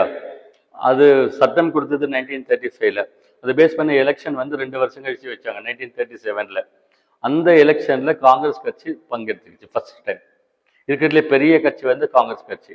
85% பாப்புலேஷன் ரெப்ரசென்ட் பண்ற கட்சி வந்து காங்கிரஸ் கட்சி. ஸோ காங்கிரஸ் கட்சி அந்த எலெக்ஷன்ல நின்று ஜெயிச்சு 11 மாகாணங்கள்ல 8 மாகாணங்கள்ல கவர்மெண்ட் ஃபார்ம் பண்ணாங்க. அதுல மெட்ராஸும் ஒன்று. ஜின்னா இருக்கார் இல்லைங்களா? முஸ்லீம் லீக்ல ஜின்னா இருக்கார் இல்லையா? அவர் 2 இடத்துல மட்டும் தான் ஜெயிச்சார். அப்பதான் அந்த ரிசல்ட்ல தான் உங்களுக்கு தெரிஞ்சது முஸ்லீம் லீக் பவர் என்ன, காங்கிரஸ் பவர் என்ன அப்படின்னு தெரிஞ்சது ஆக்சுவலா. ஸோ அந்த 1937 காங்கிரஸ் கட்சி 8 இடத்துல ஜெயிச்சது ஆக்சுவலா. அது மெட்ராஸ்லயும் ஜெயிச்சு அப்பதான் வந்து காங்கிரஸ் கட்சியில இருந்து ஃபர்ஸ்ட் சீஃப் மினிஸ்டர் வந்து ராஜாஜி வந்து வந்தார் 1937ல. வேற என்ன பார்த்தோம் நம்ம ஆக்டிவிட்டிஸ்ல பாருங்க, சுயராஜ்ய கட்சி ஒன்று நடத்தினாங்கன்னு பார்த்தோம். 1920ல நான் கோஆபரேஷன் மூவ்மெண்ட் அதை வித்ரா பண்ணிடுறாருன்னு சொன்னோம். சௌரி சௌரா இன்சிடென்ட்ல காந்தியை அரெஸ்ட் பண்ணி போட்டுறாங்க. அப்ப மகாத்மா காந்தியை அரெஸ்ட் பண்ணிடுறாங்க. ஸோ 1923ல புதுசாக ஒரு கட்சி ஆரம்பிக்கிறாங்க. என்ன கட்சிக்கு பேருன்னா சுயராஜ்ய கட்சி அப்படின்னு அதுக்கு பேர். சுயராஜ்ய கட்சி அப்படின்னு சொல்லி சொல்றாங்க ஆக்சுவலா. ஸோ தமிழ்நாட்டில் வந்து காங்கிரஸ் கட்சியில ஒருத்தர் இருந்தார், சத்தியமூர்த்தி அப்படின்னு ஒருத்தர் பேர். ஒரு பேர் சத்தியமூர்த்தி, சரியா? அவர் வந்து இந்த கட்சியை சப்போர்ட் பண்ணார். சுயராஜ்ய கட்சியை தமிழ்நாட்டில் இருக்கக்கூடிய சத்தியமூர்த்தி வந்து சப்போர்ட் பண்ணார். அப்புறம் 1926ல நீதி கட்சி அதெல்லாம் இருக்கும் பொழுது எலெக்ஷன் வச்சிருந்தாங்க. அந்த எலெக்ஷன்ல இந்த சுயராஜ்ய கட்சி தமிழ்நாட்டில் ஜெயிச்சிடுச்சு. தமிழ்நாட்டில் சுயராஜ்ய கட்சி ஜெயிச்சிடுச்சு. ஆனா காங்கிரஸ் கூட சேர்ந்து கவர்மெண்ட் ஃபார்ம் பண்ணணுன்ற மாதிரி இருந்தது. எங்களுக்கு வேண்டாம் அப்படின்னு சொல்லிட்டு என்ன பண்ணாங்கன்னா, அவங்க சத்தியமூர்த்தி தலைமையில தான் இருந்தாங்க ஆக்சுவலா. காங்கிரஸ் கட்சி கூட சேர்ந்து சுயராஜ்ய கட்சி காங்கிரஸ் கட்சியிலிருந்து பிரிஞ்சு வந்த கட்சி ஆக்சுவலா. அவங்க கிட்ட திருப்பி நாங்கள் கை கொடுக்க மாட்டோம்னு சொன்னதுனால இண்டிபெண்டா ஒருத்தர் சுப்பராயன் ஒருத்தர் இருக்காரு ஆக்சுவலா. அவர் ஒரே ஒரு எம்எல்ஏ, தனித்த ஆள் ஆக்சுவலா. அவரை சீஃப் மினிஸ்டர் ஆக்கிட்டாங்க காமனா. ஓகேவா? 1926ல சுப்பராயனை வந்து சீஃப் மினிஸ்டர் ஆக்கிட்டாங்க. இந்த சுப்பராயன் மினிஸ்ட்ரியில தான் முத்துலட்சுமி ரெட்டி அம்மையாருக்கு வந்து நியமன உறுப்பினர் பதவி கொடுத்திருந்தாங்க. சரியா? நாமினேட்டட் மெம்பரா அவங்க அப்ரிஷியேட் பண்ணி கொடுத்திருந்தாங்க. நெக்ஸ்ட் வந்து நீல் சிலை அகற்றும் போராட்டம் அப்படின்னு ஒரு இன்சிடென்ட் நடந்தது பாருங்க. இதுதான் நீல் சிலை ஆக்சுவலா. வந்து மெட்ராஸ்ல மவுண்ட் ரோட்ல கர்னல் நீல் அப்படின்னு ஒருத்தர் இருக்காரு. அவருக்கு சிலை வச்சிருக்காங்க. எப்போ? 1927ல. சரியா? இதுக்கு வந்து நீல் சிலை அகற்றும் போராட்டம் அப்படின்னு பேர். இந்த கர்னல் நீல் யார் அப்படின்னா, கான்பூர் படுகொலைன்னு படிச்சோம், ஞாபகம் இருக்கா? கான்பூர்ல வந்து பிரிட்டிஷ்காரங்க ஃபேமிலிஸை ஃபர்ஸ்ட் கொண்டுடுவாங்க அப்படின்ட்டு, அதுக்கப்புறம் கர்னல் நீல் போய் டபுளா கொண்டுடுவாருன்னு சொல்லிட்டு, ஸோ கான்பூர்ல நடந்த படுகொலைக்கு காரணம் வந்து இந்த கர்னல் நீல். அவங்க சைட்ல அப்ரிஷியேட் பண்ணாங்க, நம்ம சைட்ல ஆப்போஸ் பண்ணோம் இல்லையா? இவங்க சிலை எங்க வைக்கக்கூடாதுன்னு சொல்லி சத்தம் போட்டாங்க. எதிர்ப்பு போராட்டம், நீல் சிலை எதிர்ப்பு போராட்டம்னு பேர். இதுக்கு தலைமையேற்ற ஒரு பேர் வந்து நெல்லை சோமயாஜுலு. நெல்லைன்னா திருநெல்வேலி. அங்க சோமயாஜுலு ஒருத்தர் வந்தாரு, அவர் தான் மூவ்மெண்ட் லீட் பண்ணாரு. இந்த நீர் சிலை அகற்றும் போராட்டத்துல கடலூர் அஞ்சலை அம்மாள், அந்த அம்மா வந்து பார்ட்டிசிபேட் பண்ணாங்க. இது ஒருத்தர் கொஸ்டின் கேட்டிருந்தாங்க ஆக்சுவலா. அப்புறம் சைமன் கமிஷன் அப்பாயிண்ட் பண்ணியிருந்தாங்க சொன்னோம் இல்லையா? 1927ல சைமன் கமிஷன் வந்து அப்பாயிண்ட் பண்ணியிருந்தாங்க. ஆனா சைமன் கமிஷன் என்ன பண்ணோம்? வெல்கம் பண்ணமா? இல்லை, பாய்காட் பண்ணணும்னு சொல்லி முடிவெடுத்திருந்தோம். Go back Simon, black black demonstration பண்ணணும்னு சொல்லி டிசிஷன் எடுத்திருந்தாங்க. அப்ப மெட்ராஸ்ல வந்து காங்கிரஸ் கட்சி லீடரா இருந்தவர் சத்தியமூர்த்தி, சரிங்களா? அந்த சைமன் கமிஷன் வந்து 3 இடத்துக்கு வந்தது, பாம்பே, மெட்ராஸ், லாகூர். ஸோ மெட்ராஸ்க்கு வந்து பிப்ரவரி 18ஆம் தேதி வந்து வந்தாங்க. சரியா? ஸோ அந்த கமிஷனை நம்ம வெல்கம் பண்ணல, பாய்காட் பண்ணோம். பட் ஸ்டில் அந்த கமிஷன் வந்தாங்க. எதுக்காக வந்தாங்களோ அந்த ஒர்க் எல்லாம் பண்ணாங்க. First round table conference, second round table conference பண்ணிட்டு கடைசியில் 1930ல ரிப்போர்ட் சப்மிட் பண்ணிட்டு போயிட்டாங்க, சைமன் கமிஷன் ரிப்போர்ட்.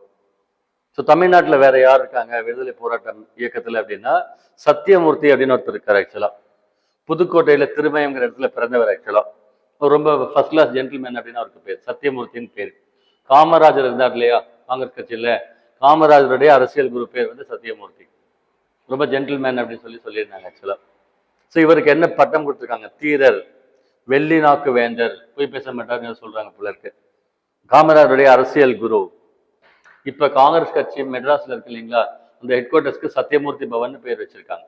அவர் அந்த அளவுக்கு பேரை இவருக்கு கொடுத்துருக்காங்க ஆக்சுவலா. இவர் என்ன பண்ணார்? சத்தியமூர்த்தி என்ன பண்ணாருன்னா, மெட்ராஸ்ல வந்து 1939ல மாநகராட்சிக்கு தலைவராக இருந்தார் ஆக்சுவலா, சேர்மனா இருந்திருக்காரு. ஸோ மெட்ராஸ் கார்பரேஷனுக்கு மேயரா இருந்திருக்காரு. எப்போ? 1939ல. அப்ப வந்து பூண்டிங்கிற இடத்துல வந்து ஒரு நீர்த்தேக்கம் கட்டியிருக்காரு. மெட்ராஸ் மக்களுக்கு தண்ணி கொடுக்கறதுக்கு ஒரு ஏரி இருக்கு போல, பூண்டி ஏரின்னு அதுக்கு பேர், அதை கட்டியிருக்காரு ஆக்சுவலா. இந்த பூண்டி ஏரி இருக்கு இல்லையா, அதை வந்து சுதந்திரம் வாங்கினதுக்கு பின்னால் ஆக்சுவலா அதை வந்து சத்தியமூர்த்தி சாகர்னு காமராஜர் பீரியட்ல மாத்திட்டாரு. ஓகேவா? இவருடைய சீடர் வந்து காமராஜர், சத்தியமூர்த்தி சாகர்னு அப்ப மாத்திட்டாரு.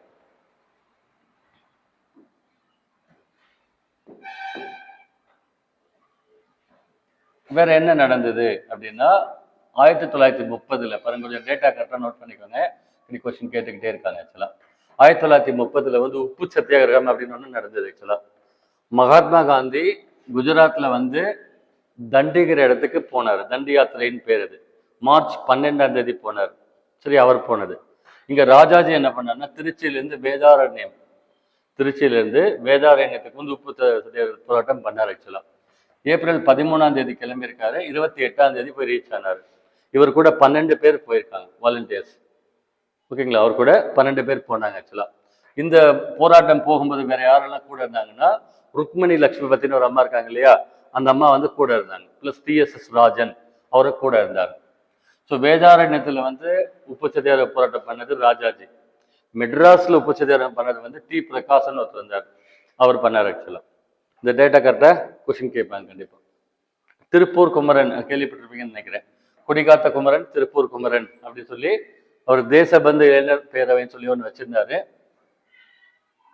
ஸோ திருப்பூர் குமரன் அப்படின்னு பேர். அப்புறம் 1937ல ராஜாஜி வந்து ஃபர்ஸ்ட் சீஃப் மினிஸ்டரா வந்தார். 37ல ராஜாஜி வந்து சீஃப் மினிஸ்டரா ஃபார்ம் பண்ணாரு. 11 மாகாணங்கள்ல 8 மாகாணங்கள்ல காங்கிரஸ் கட்சி வந்து கவர்மெண்ட் ஃபார்ம் பண்ணாங்க. அந்த 8 இடத்துலையும் வந்து 1939 டிசம்பர் 22ஆம் தேதி ரிசைன் பண்ண சொல்லிட்டாங்க காங்கிரஸ் கட்சியில. ஏன் ரிசைன் பண்ண சொன்னாங்க அப்படின்னா, செகண்ட் வேர்ல்டு வார் ஸ்டார்ட் ஆயிருந்தது. அப்ப September 1, 1939 second world war start ஆச்சு. German invaded Poland, that was the reason. Germany வந்து போலந்து நாட்டு மேல படையெடுத்து போச்சு. அதனால 2ஆம் உலகப் போர் வந்து ஏற்பட்டது ஆக்சுவலா. அந்த 2ஆம் உலகப் போர் ஏற்பட்டதுல பிரிட்டிஷ்காரன் உலகம் ஃபுல்லா போய் நாடு பிடிச்சி வச்சிருந்தான் இல்லையா, எல்லா இடத்துலயும் அவனுக்கு பஞ்சாயத்து இருக்குன்னு சொன்னா இல்லையா, அங்க எல்லாம் எடுத்துட்டு போய் நம்ம இந்தியாவில் இருக்கக்கூடிய பிரிட்டிஷ் இராணுவத்தில் இருக்காங்கல்ல இந்திய சிப்பாய்கள், அவங்கள எடுத்துக்கிட்டு போய் உலகம் ஃபுல்லா ஊர் ஃபுல்லா யூஸ் பண்ணியிருக்காங்க. நம்ம ப்ராப்பர்ட்டி அவங்க மிஸ்யூஸ் பண்ணலாமா, பண்ணக்கூடாது இல்லையா. காங்கிரஸ் கட்சி கிட்ட அக்னாலஜ்மெண்ட்டும் வாங்கல ஆக்சுவலா. ஸோ அதுக்கு அகெயின்ஸ்ட் பண்ணிட்டு அவங்க கொடுத்த அந்த கவர்மெண்ட் ஃபார்மேஷனை ரிசைன் பண்ணுங்கன்னு சொல்லிட்டாங்க. ஸோ ரிசைன் பண்ணிட்டாங்க சரிங்களா. 1939 டிசம்பர் 22ல ரிசைன் பண்ணிட்டு அதுக்கப்புறம் கவர்னர் ஆட்சி நடந்தது. அதுக்கப்புறம் யாரும் சீஃப் மினிஸ்டர் வரல. பெரியார் வந்து அப்ப இருந்தாராம். பெரியார் கிட்ட வந்து அப்ப கவர்னர் ஏதோ ஹோப்னு ஒருத்தர் இருந்தாராம், ஆர்த்தர் ஹோப் அப்படின்னு ஒருத்தர் இருந்தாராம். அவர் கூப்பிட்டு கேட்டாரு, நீங்க சீஃப் மினிஸ்டரா வரீங்களான்னு. பெரியாருக்கு வந்து பதவி ஆசை எல்லாம் கிடையாது, அதனால வர்றதில்லைன்னு சொல்லிட்டாரு. ஸோ அப்ப கவர்னர் ஆட்சி வந்து நடந்தது அப்ப. ஸோ நெக்ஸ்ட் தமிழ்நாட்டில் வந்து டெம்பிள் என்ட்ரி மூவ்மெண்ட் வந்து நடந்தது சரியா. ஆலய நுழைவு போராட்டம் வந்து நடந்தது. மீனாட்சி அம்மன் கோவில்ல வந்து ஹரிஜன மக்களுடைய தலைவர்கள் வந்து வைத்தியநாதன், எல்என் கோபால்சாமி அவங்க எல்லாம் சேர்ந்து ஒர்க் பண்ணி கவர்மெண்ட்ல வந்து சட்டம் போட்டிருக்கிறாங்க. 1939ல ஆலய பிரவேச சட்டம் அப்படின்னு போட்டு சக்சஸ் பண்ணி கொடுத்தாங்க. இப்போ ருக்மணி லட்சுமிபதினு அந்த அம்மா இருக்காங்க ஆக்சுவலா. காங்கிரஸ் கட்சி சார்பா 1934ல எலெக்ட் ஆகி வந்த ஃபர்ஸ்ட் ஃபீமேல் எம்எல்ஏ. இன்னொருத்தர் எலெக்ட் ஆகாம நாமினேட்டடா வந்தவங்க பேர் முத்துலட்சுமி ரெட்டி அம்மையார். இவங்க எலெக்ட் ஆகி வந்தாங்க சரிங்களா. அதே மாதிரி இவங்க டெப்யூட்டி ஸ்பீக்கரா வந்தாரு, ஃபர்ஸ்ட் ஃபீமேல். துணை சபாநாயகராகவும் இருந்திருக்காங்க ஆக்சுவலா. அப்புறம் 1947ல டி பிரகாசம் வந்து சீஃப் மினிஸ்டரா இருந்தாரு. அந்த மினிஸ்ட்ரியில வந்து இவங்க ஹெல்த் மினிஸ்டராகவும் இருந்திருக்காங்க. ஒரு பெண் வந்து இவ்வளவு பொசிஷன் வந்து இருந்திருக்காங்க. ருக்மணி லட்சுமி தான் அந்த அம்மா பேர். அப்புறம் மதுரை காந்தி அப்படின்னு ஒருத்தர் இருக்காரு ஆக்சுவலா. ஒரு பேர் வந்து மதுரை காந்தி. யார் அப்படின்னா என்எம்ஆர் சுப்புராயன் அப்படின்னு அவங்களுக்கு பேர் ஆக்சுவலா. மதுரையில வந்து மேயரா இருந்திருக்காரு. பாருங்க பேரே மதுரை காந்தின்னு கொடுத்துருக்காங்கன்னா காந்தியுடைய சீடர் மாதிரி. ஸோ காந்தி மியூசியம் அப்படின்னு ஒன்று கேள்விப்பட்டிருக்கீங்களா. மதுரையில வந்து காந்தி மியூசியம் இருக்கு ஆக்சுவலா. அதே மாதிரி காந்தி கிராமிய பல்கலைக்கழகம் திண்டுக்கல் கேள்விப்பட்டிருக்கீங்களா. இதெல்லாம் கொண்டு வந்தது காரணம் வந்து இந்த சுப்பராயன் ஆக்சுவலா வந்து அவர் தான் கொண்டு வந்திருக்காரு ஆக்சுவலா. அப்புறம் 1940ல நேஷனல் மூவ்மெண்ட் படிச்சீங்கன்னா அவங்களுக்கு தெரியும். செகண்ட் வேர்ல்டு வார் ஸ்டார்ட் ஆயிடுச்சு இல்லையா. அப்போ வந்து மகாத்மா காந்தி தலைமையில போராட்டம் என்ன எடுக்கலாம் அப்படின்னு பார்க்கும்போது ஆக்சுவலா பிரிட்டன் நாடு வந்து வாரில் இருக்கு, செகண்ட் வேர்ல்டு வார் போயிட்டு இருக்கு. அப்ப மக்கள் எல்லாம் திரட்டி பெருசா மூவ்மெண்ட் வந்து பண்ண முடியாது அப்படின்னு சொல்லிட்டு அப்போ ஒரு ஸ்டாண்ட் என்ன எடுக்கிறாங்கன்னா தனிநபர் சத்தியாகிரகம்னு பேர் இருக்கு. இண்டிவிஜுவல் சத்தியாகிரகா அப்படின்னு பேர். எப்படி எல்லாரும் சேர்ந்து பண்றாங்களோ நம்ம ஒரு ஆள் வந்து உட்காந்து சத்தியாகிரக போராட்டம் பண்றது. ஸோ இந்த தனிநபர் சத்தியாகிரக போராட்டத்துல ஆல் இண்டியா லெவல்ல ஃபர்ஸ்ட் யார் பங்கெடுத்துக்கிட்டாங்கன்னா ஆச்சாரியா வினோபா பாவேன்னு அவருக்கு பேர் ஆக்சுவலா. ஓகேங்களா. 1940ல ஒரு ஸ்டாண்ட் எடுக்கிறாங்க தனிநபர் சத்தியாகிரகம் அப்படின்னு. அந்த ஃபர்ஸ்ட் தனிநபர் சத்தியாகிரக போராட்டத்தில் ஈடுபட்டது யார் அப்படின்னா ஆச்சாரியா வினோபா பாவேன்னு பேர். அங்க தமிழ்நாட்டுல யார் அப்படின்னா டிஎஸ்எஸ் ராஜன். தமிழ்நாட்டுல தனிநபர் சத்தியாகிரக போராட்டத்தில் பங்கெடுத்துக்கிட்ட ஒரு பேர் வந்து டிஎஸ்எஸ் ராஜன் அப்படின்னு பேர் ஆக்சுவலா. ரைட் பாருங்க, இது ஒரு 2 ஸ்லைட், மினிமம் 2 கொஸ்டின் கண்டிப்பா கேட்பாங்க. பெண்கள் போராட்டம், பெண்கள் என்ன கான்ட்ரிபியூட் பண்ணாங்க அப்படின்னு சொல்லி கேட்பாங்க ஆக்சுவலா. ஒரு நல்ல கவனிங் பாருங்க. டேட்டா கசகசன்னு இருந்தது, கொஞ்சம் அலைண்டா எடுத்து கொடுத்துருக்கிறேன். ஃபர்ஸ்ட் வந்து முத்துலட்சுமி ரெட்டி அம்மையார். முத்துலட்சுமி ரெட்டி அம்மையார். அவங்க ஊர் வந்து புதுக்கோட்டை ஆக்சுவலா. ஸோ அவங்கள பத்தி என்ன சொல்றோம்? ஃபர்ஸ்ட் ஃபீமேல் டாக்டர், முதல் பெண் மருத்துவர், ஃபர்ஸ்ட் ஃபீமேல் டாக்டர் அவங்க. மெட்ராஸ் லெஜிஸ்லேட்டிவ் அசம்பிளில நாமினேட்டட் மெம்பர், அப்படின்னா நியமன உறுப்பினர். அவங்க சோசியல் எஃபர்ட்ஸ் அப்ரிஷியேட் பண்ணி கௌரவமா கொடுக்குறதுன்னு சொல்லுவாங்க, கொடுத்துருந்தாங்க. இப்போ 1926ல சுப்பராயன் மினிஸ்ட்ரியில இருந்தாங்க ஆக்சுவலா. இந்த நாமினேட்டட் மெம்பர் போஸ்ட் கொடுத்துருந்தாங்க இல்லையா, அதை 1930ல வந்து ரிசைன் பண்ணிட்டாங்க. ஏன் ரிசைன் பண்ணாங்க அப்படின்னா, 1930ல மகாத்மா காந்தி அரெஸ்ட் பண்ணாங்க. உப்பு சத்தியாகிரக போராட்டத்தில் மகாத்மா காந்தி அரெஸ்ட் பண்ணதுக்கு எதிர்ப்பு தெரிவித்து அவங்க ரிசைன் பண்ணிட்டாங்க.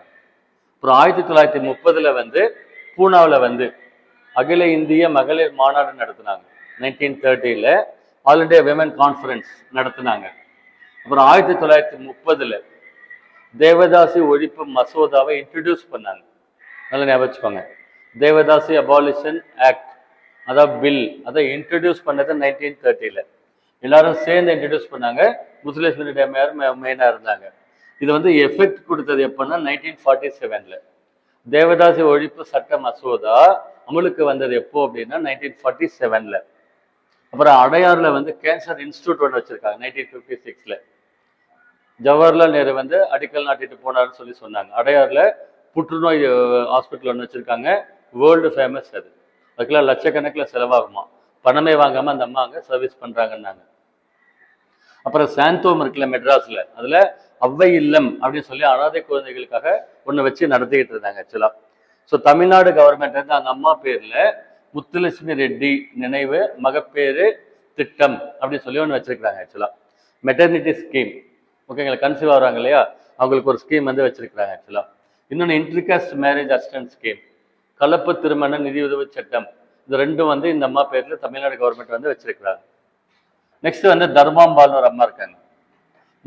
ஆக்சுவலா தர்மாம்பால் தஞ்சாவூர் சைட்ல இருந்து வராங்க அந்த அம்மா. இந்த அம்மா ஒரு இன்ட்ரெஸ்டிங்கா ஒரு விஷயம் பண்ணிருக்காங்க பாருங்க. இழவு வாரம் அப்படின்னு சொல்லி மென்ஷன் பண்ணிருக்கு. இழவு வாரம் அப்படின்னு சொல்லி தமிழ்நாட்டில் தமிழ் டீச்சர்ஸ் இருக்காங்க இல்லைங்களா, அவங்களுக்கு மற்ற டீச்சர்ஸ்க்கு ஈக்குவலான சேலரி கிடையாதான். பிசிக்ஸ் டீச்சர், கெமிஸ்ட்ரி டீச்சர் இருக்காங்க இல்லையா, அவங்களுக்கு பெரிய சேலரி கிடையாது, இவங்களுக்கு கம்மி சேலரியாம்.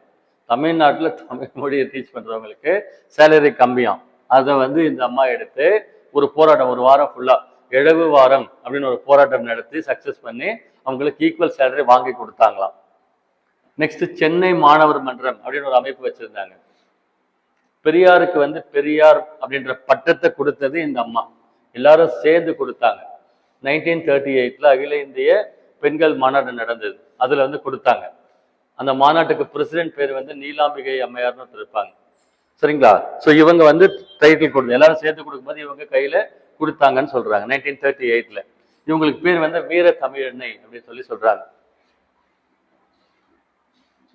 ஸோ கவர்மெண்ட்ல தமிழ்நாடு கவர்மெண்ட் இருக்கு இல்லைங்களா, அதுல வந்து ஒரு ஸ்கீம் கொடுத்துருக்காங்க இந்த அம்மாவுக்கு. இந்த அம்மா பேர்ல வந்து ஒரு ஸ்கீம், என்ன ஸ்கீம் கொடுத்துருக்காங்க பாருங்க. தமிழ்நாடு கவர்மெண்ட்ல தர்மாம்பால் அம்மையார் நினைவு விடோ ரீமேரேஜ் அசிஸ்டன்ட் ஸ்கீம், மறுவாழ்வு மையம், விதவைகள் மறுவாழ்வு மையம் அப்படின்னு சொல்லி கொடுத்துருக்காங்க. இது பாருங்க, ஞாபகம் வச்சுக்கோங்க. தரு அப்படின்னு இருக்கு, இங்க மறு அப்படின்னு இருக்கு, அது மறுமணம், விதவை மறுமணம் அப்படின்னு தானே வருது. ஸோ தரு மறு ஞாபகம் வச்சுக்கோங்க, ஓகேவா. பாருங்க, இல்டுமிஸ் இக்தா சிஸ்டம், இவ்வளோ படிக்கிறோம் அம்மா, கொஞ்சம் மைண்ட்ல ஞாபகம் வச்சுக்கோங்க. பாருங்க, எனக்கு நான் கோடு வேர்ட் ஞாபகம் இருக்கு எனக்கு வந்து, வாவி பனம்பூ, பூ பூ அத்திப்பூ, மாமி வேப்பம்பூ. கொஸ்டின் வருமா வராதா? வந்தா எழுதிடலாம். யோசிச்சு பார்த்தோம்னா நம்ம ரொம்ப சிக்காயிடும். எவ்வளோ டேட்டா ஞாபகம் வச்சுக்கிறது. ஸோ கோடு வேர்டு வந்து பார்த்துக்கோங்க. தர்மாம்பால் மறுமண நிதியுதவி திட்டம் ஞாபகம் வச்சுக்கோங்க. நெக்ஸ்ட் மூவலூர் ராமாமிர்தம் அம்மையார் அப்படின்னு சொல்லி இன்னொரு அம்மா வராங்க. இவங்க வந்து இந்திய எதிர்ப்பு போராட்டத்தில் பங்கெடுத்துக்கிட்டாங்கன்னு சொன்னாங்க. இந்த அம்மாவுடைய ஸ்பெஷல் கான்ட்ரிபியூஷன் என்ன அப்படின்னா, இந்த தேவதாசி ஒழிப்பு மசோதா இருக்கு இல்லைங்களா, அதுக்கு ரொம்ப கான்ட்ரிபியூட் பண்ணாங்க. தேவதாசி ஒழிப்பு மசோதாவுக்கு ரொம்ப கான்ட்ரிபியூட் பண்ணது இந்த அம்மா வந்து பண்ணாங்க ஆக்சுவலா.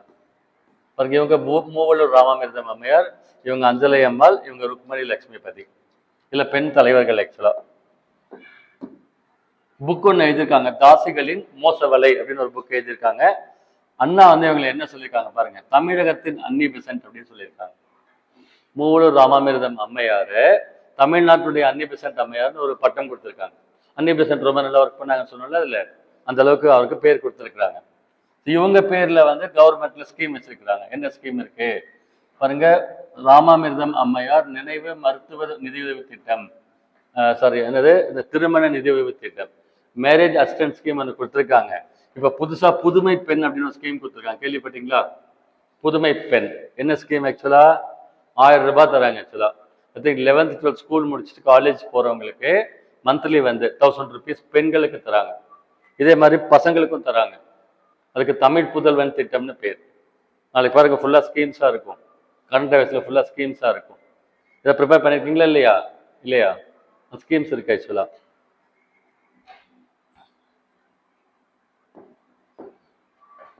இது ஞாபகம் வச்சுக்கோங்க. பாருங்க கொஸ்டின் கண்டிப்பா கேட்பாங்க. அடுத்து கடலூர் அஞ்சலை அம்மாள் அப்படின்னு அந்த அம்மா இருக்காங்க. விஜய் கட்சிக்கு வந்து தலைவராக போட்டிருக்காரு இவங்களை, இல்லையா? 5-6 லீடர்ஸ்ல கடலூர் அஞ்சலை மேல போட்டிருக்காங்க. இந்த அம்மா எங்க பார்ட்டிசிபேட் பண்ணாங்க? நான் கோஆபரேஷன் மூவ்மெண்ட்ல வந்து பார்ட்டிசிபேட் பண்ணியிருக்காங்க. ஒத்துழையாமை இயக்கம் 1920ல. ஏற்கனவே சொன்ன இல்லைங்க, நீல்சிலை அகற்றும் போராட்டம் 1927ல.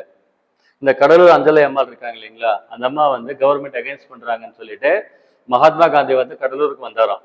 அப்ப வரும்பொழுது அவரை போய் மீட் பண்ணக்கூடாதுன்னு பேன் பண்ணியிருந்தாங்களாம். மீட் பண்ணிங்கன்னா அரெஸ்ட் பண்ணிடுவோம்னு பேன் பண்ணியிருந்தாங்களாம். அந்த அம்மா என்ன பண்ணிருக்காங்க, தைரியமா முஸ்லீம் மாதிரி ட்ரெஸ் பண்ணிட்டு, புர்கா ட்ரெஸ் போட்டா வெளியே தெரியாது, புர்கா ட்ரெஸ் போட்டு குதிரை வண்டி இருக்கு இல்லையா, அந்த குதிரை வண்டி ஏறி யாருக்கும் தெரியாம வந்து மகாத்மா காந்தியை தைரியமா கவர்மெண்ட்டுக்கு அகைன்ஸ்டா சந்திச்சாங்க அப்படின்னு சொல்லிட்டு சொல்லியிருக்கிறாங்க. அந்த அம்மாவை பத்தி சொல்லியிருக்காங்க. இந்த வீரதீர செயலுக்காக மகாத்மா காந்தி அவங்க என்ன சொல்றாங்க, தென்னாட்டு ஜான்சி ராணின்னு சொல்றாரு. தென்னிந்தியாவின் ஜான்சி ராணி அப்படின்னு சொன்னா ஜான்சி ராணி அம்மா. சரி, இவங்கள பேரு தென்னாடு, அதாவது அவங்க வீரமங்கை வேலு நாச்சியார், இவங்களுக்கு பேர் வந்து தென்னாட்டு ஜான்சி ராணி. மகாத்மா காந்தி சொன்னது. யாரு சொன்னது? கடலூர் அஞ்சலை அம்மால வந்து சொல்லியிருக்கிறாங்க.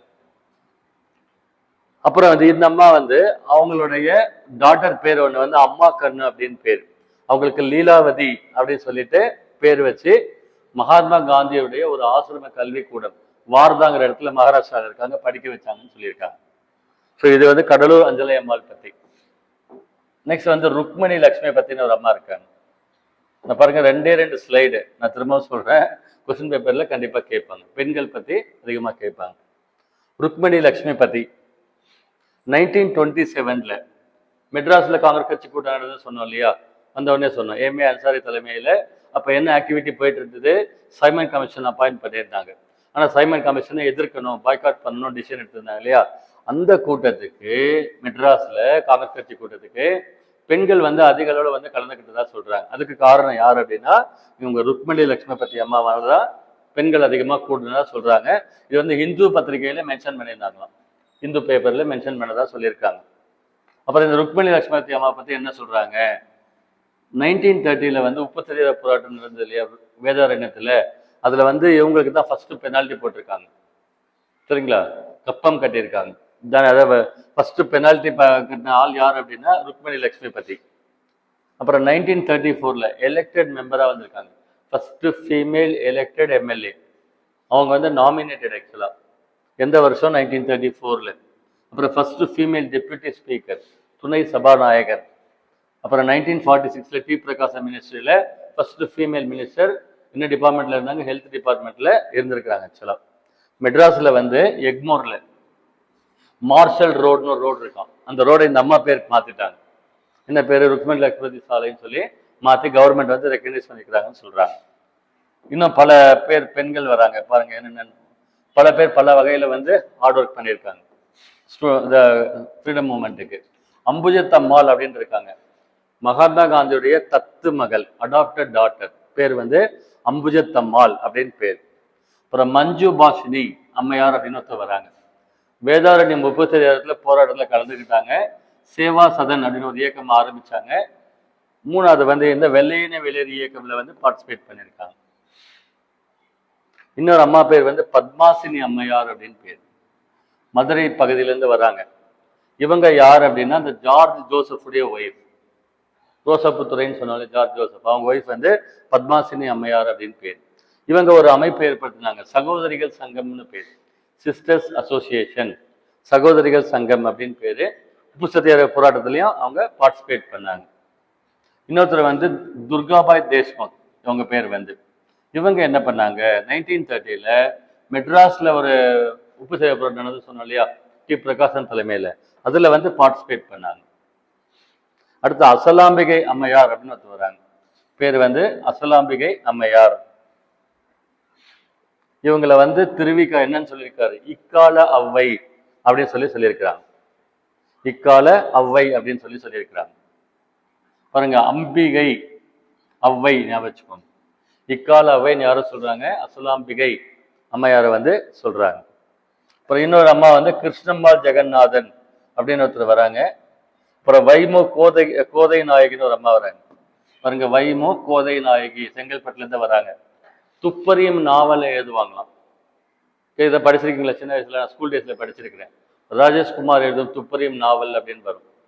த்ரில்லர் மூவிஸ் பாக்குறீங்க இல்லையா, அது அப்படியே புக்ல வரும். நாவல் எழுதுவாங்க, அப்படியே படிச்ச சுவாரஸ்யமா இருக்கும். அடுத்து என்ன அப்படின்னு. So first thriller novelist, female novelist யார் அப்படின்னா வைபோ கோதை நாயகி அம்மாள் அப்படின்னு பேர். அதே மாதிரி 1931ல மதுவிலக்கு பிரச்சாரம் திரிப்ளிகன்ல நடந்துதான், அதுலயும் பார்ட்டிசிபேட் பண்ணியிருக்காங்க. இவங்களுக்கு பேரு நாவல் ராணி. துப்பறியும் நாவல் எழுதுறாங்க, ரொம்ப ஃபேமஸான ஆளா. வைபோ கோதை நாயகி அப்படின்னு அவங்களுக்கு பேர். அன்னி பெசன்ட் அம்மையா இருக்காங்க இல்லையா, அவங்கள பத்தி நம்ம ஏற்கனவே பார்த்தோம், ட்ராக் ஃபுல்லா பார்த்தோம் அவங்க என்ன பண்ணாங்க அப்படின்னு. அந்த அன்னி பெசன்ட் அம்மையா இருக்காங்க இல்லையா, அவங்களுக்கு ஒரு பட்ட பேர் கொடுத்துருக்காங்க, என்ன தெரியுமா, இந்திய உடை தரித்த இந்து எழுதியிருக்காங்க. எழுதிக்கோங்க பாருங்க, இந்திய உடை தரித்த இந்து. ஆக்சுவலா அவங்க வந்து யாரு, இங்கிலீஷ்காரம்மா. அன்னி பெசன்ட் எந்த அம்மா, அயர்லாந்துக்காரங்க, மேலை நாட்டு ஆள். பட் அவங்களுக்கு என்ன சொல்லியிருக்காங்க, இந்திய உடை தரித்த இந்து அப்படின்னு பேர் ஆக்சுவலா. அப்புறம் இன்னொரு அம்மா வராங்க, மார்கரெட் கசின்ஸ் அப்படின்னு ஒரு அம்மா இருக்காங்க. பாருங்க, ஒரு ஃபாரினர், மார்கரெட் கசின்ஸ் அப்படின்னு அவங்களுக்கு பேர் ஆக்சுவலா. இவங்க என்ன பண்ணாங்க பாருங்க, 1917ல விமன் இந்தியா அசோசியேஷன், WIAன்னு சொல்லுவாங்க, அதை ஆரம்பிச்சிருக்காங்க. பாருங்க, இதுதான் அந்த அமைப்பு, விமன் இந்தியா அசோசியேஷன் அமைப்பு, பெண்களுக்கான ஒரு அமைப்பு. ஓகேங்களா, விமன் இந்தியா அசோசியேஷன், இந்திய பெண்கள் சங்கம் அப்படின்னு எழுதிக்கோங்க தமிழ்ல. சரிங்களா, யார் ஆரம்பிச்சாங்க அப்படின்னா மார்கரெட் கசின்ஸ் வந்து ஆரம்பிச்சாங்க. ஸோ இவங்க தான் பெண்களுக்கு தேவையான விஷயங்களை முன்னெடுத்தாங்களாம். பெண்களுக்கு வாக்குரிமை கொடுத்தாங்க இல்லையா, 1921ல கொடுத்தாங்க. அது காரணம் இவங்க தான் சொல்றாங்க. So all India women conference எல்லாம் நடத்திக்கிட்டு இருந்தாங்க ஆக்சுவலா. அப்புறம் மணனூர் மணியம்மைன்னு ஒரு அம்மா இருக்கிறாங்க, அவங்க வந்து பண்ணை அடிமை முறைக்கு எதிராக போராடினாங்க. அப்புறம் சங்கீத மும்மணிகள் அப்படின்னு தமிழ்நாட்டில் இருக்காங்க 3 பேர், ML Vasanthakumari, TK Pattammal, MS Subbulakshmi அப்படின்ட்டு இருந்தாங்க. அப்புறம் சரஸ்வதி பாண்டுரங்கன், அந்த தனிநபர் சத்தியாகிரக போராட்டம் பண்ணான்னு சொன்னோம் இல்லையா, அதுல பங்கெடுத்துக்கிட்ட ஆள் வந்து சரஸ்வதி பாண்டுரங்கன், பெண் வந்து அவங்க. லாஸ்ட்ல சுப்பராயனுடைய ஒய்ஃப் ராதாபாய் சுப்பராயன் அப்படின்னு, மதுரை காந்தி என்று அழைக்கப்படும் NMR சுப்பராயனுடைய ஒய்ஃப் வந்து ராதாபாய் சுப்பராயன். இவங்களும் அந்த சிஸ்டர்ஸ் அசோசியேஷன்ல இருந்திருக்காங்க. ரவுண்ட் டேபிள் கான்ஃபரன்ஸ்ல பங்கெடுத்துக்கிட்டாங்களாம். சுதந்திரம் வாங்கினப்ப மூவர்ண கொடியை ஏத்துனாங்கன்னு சொல்லி அவங்களை சொல்லியிருக்கிறாங்க ஆக்சுவலா.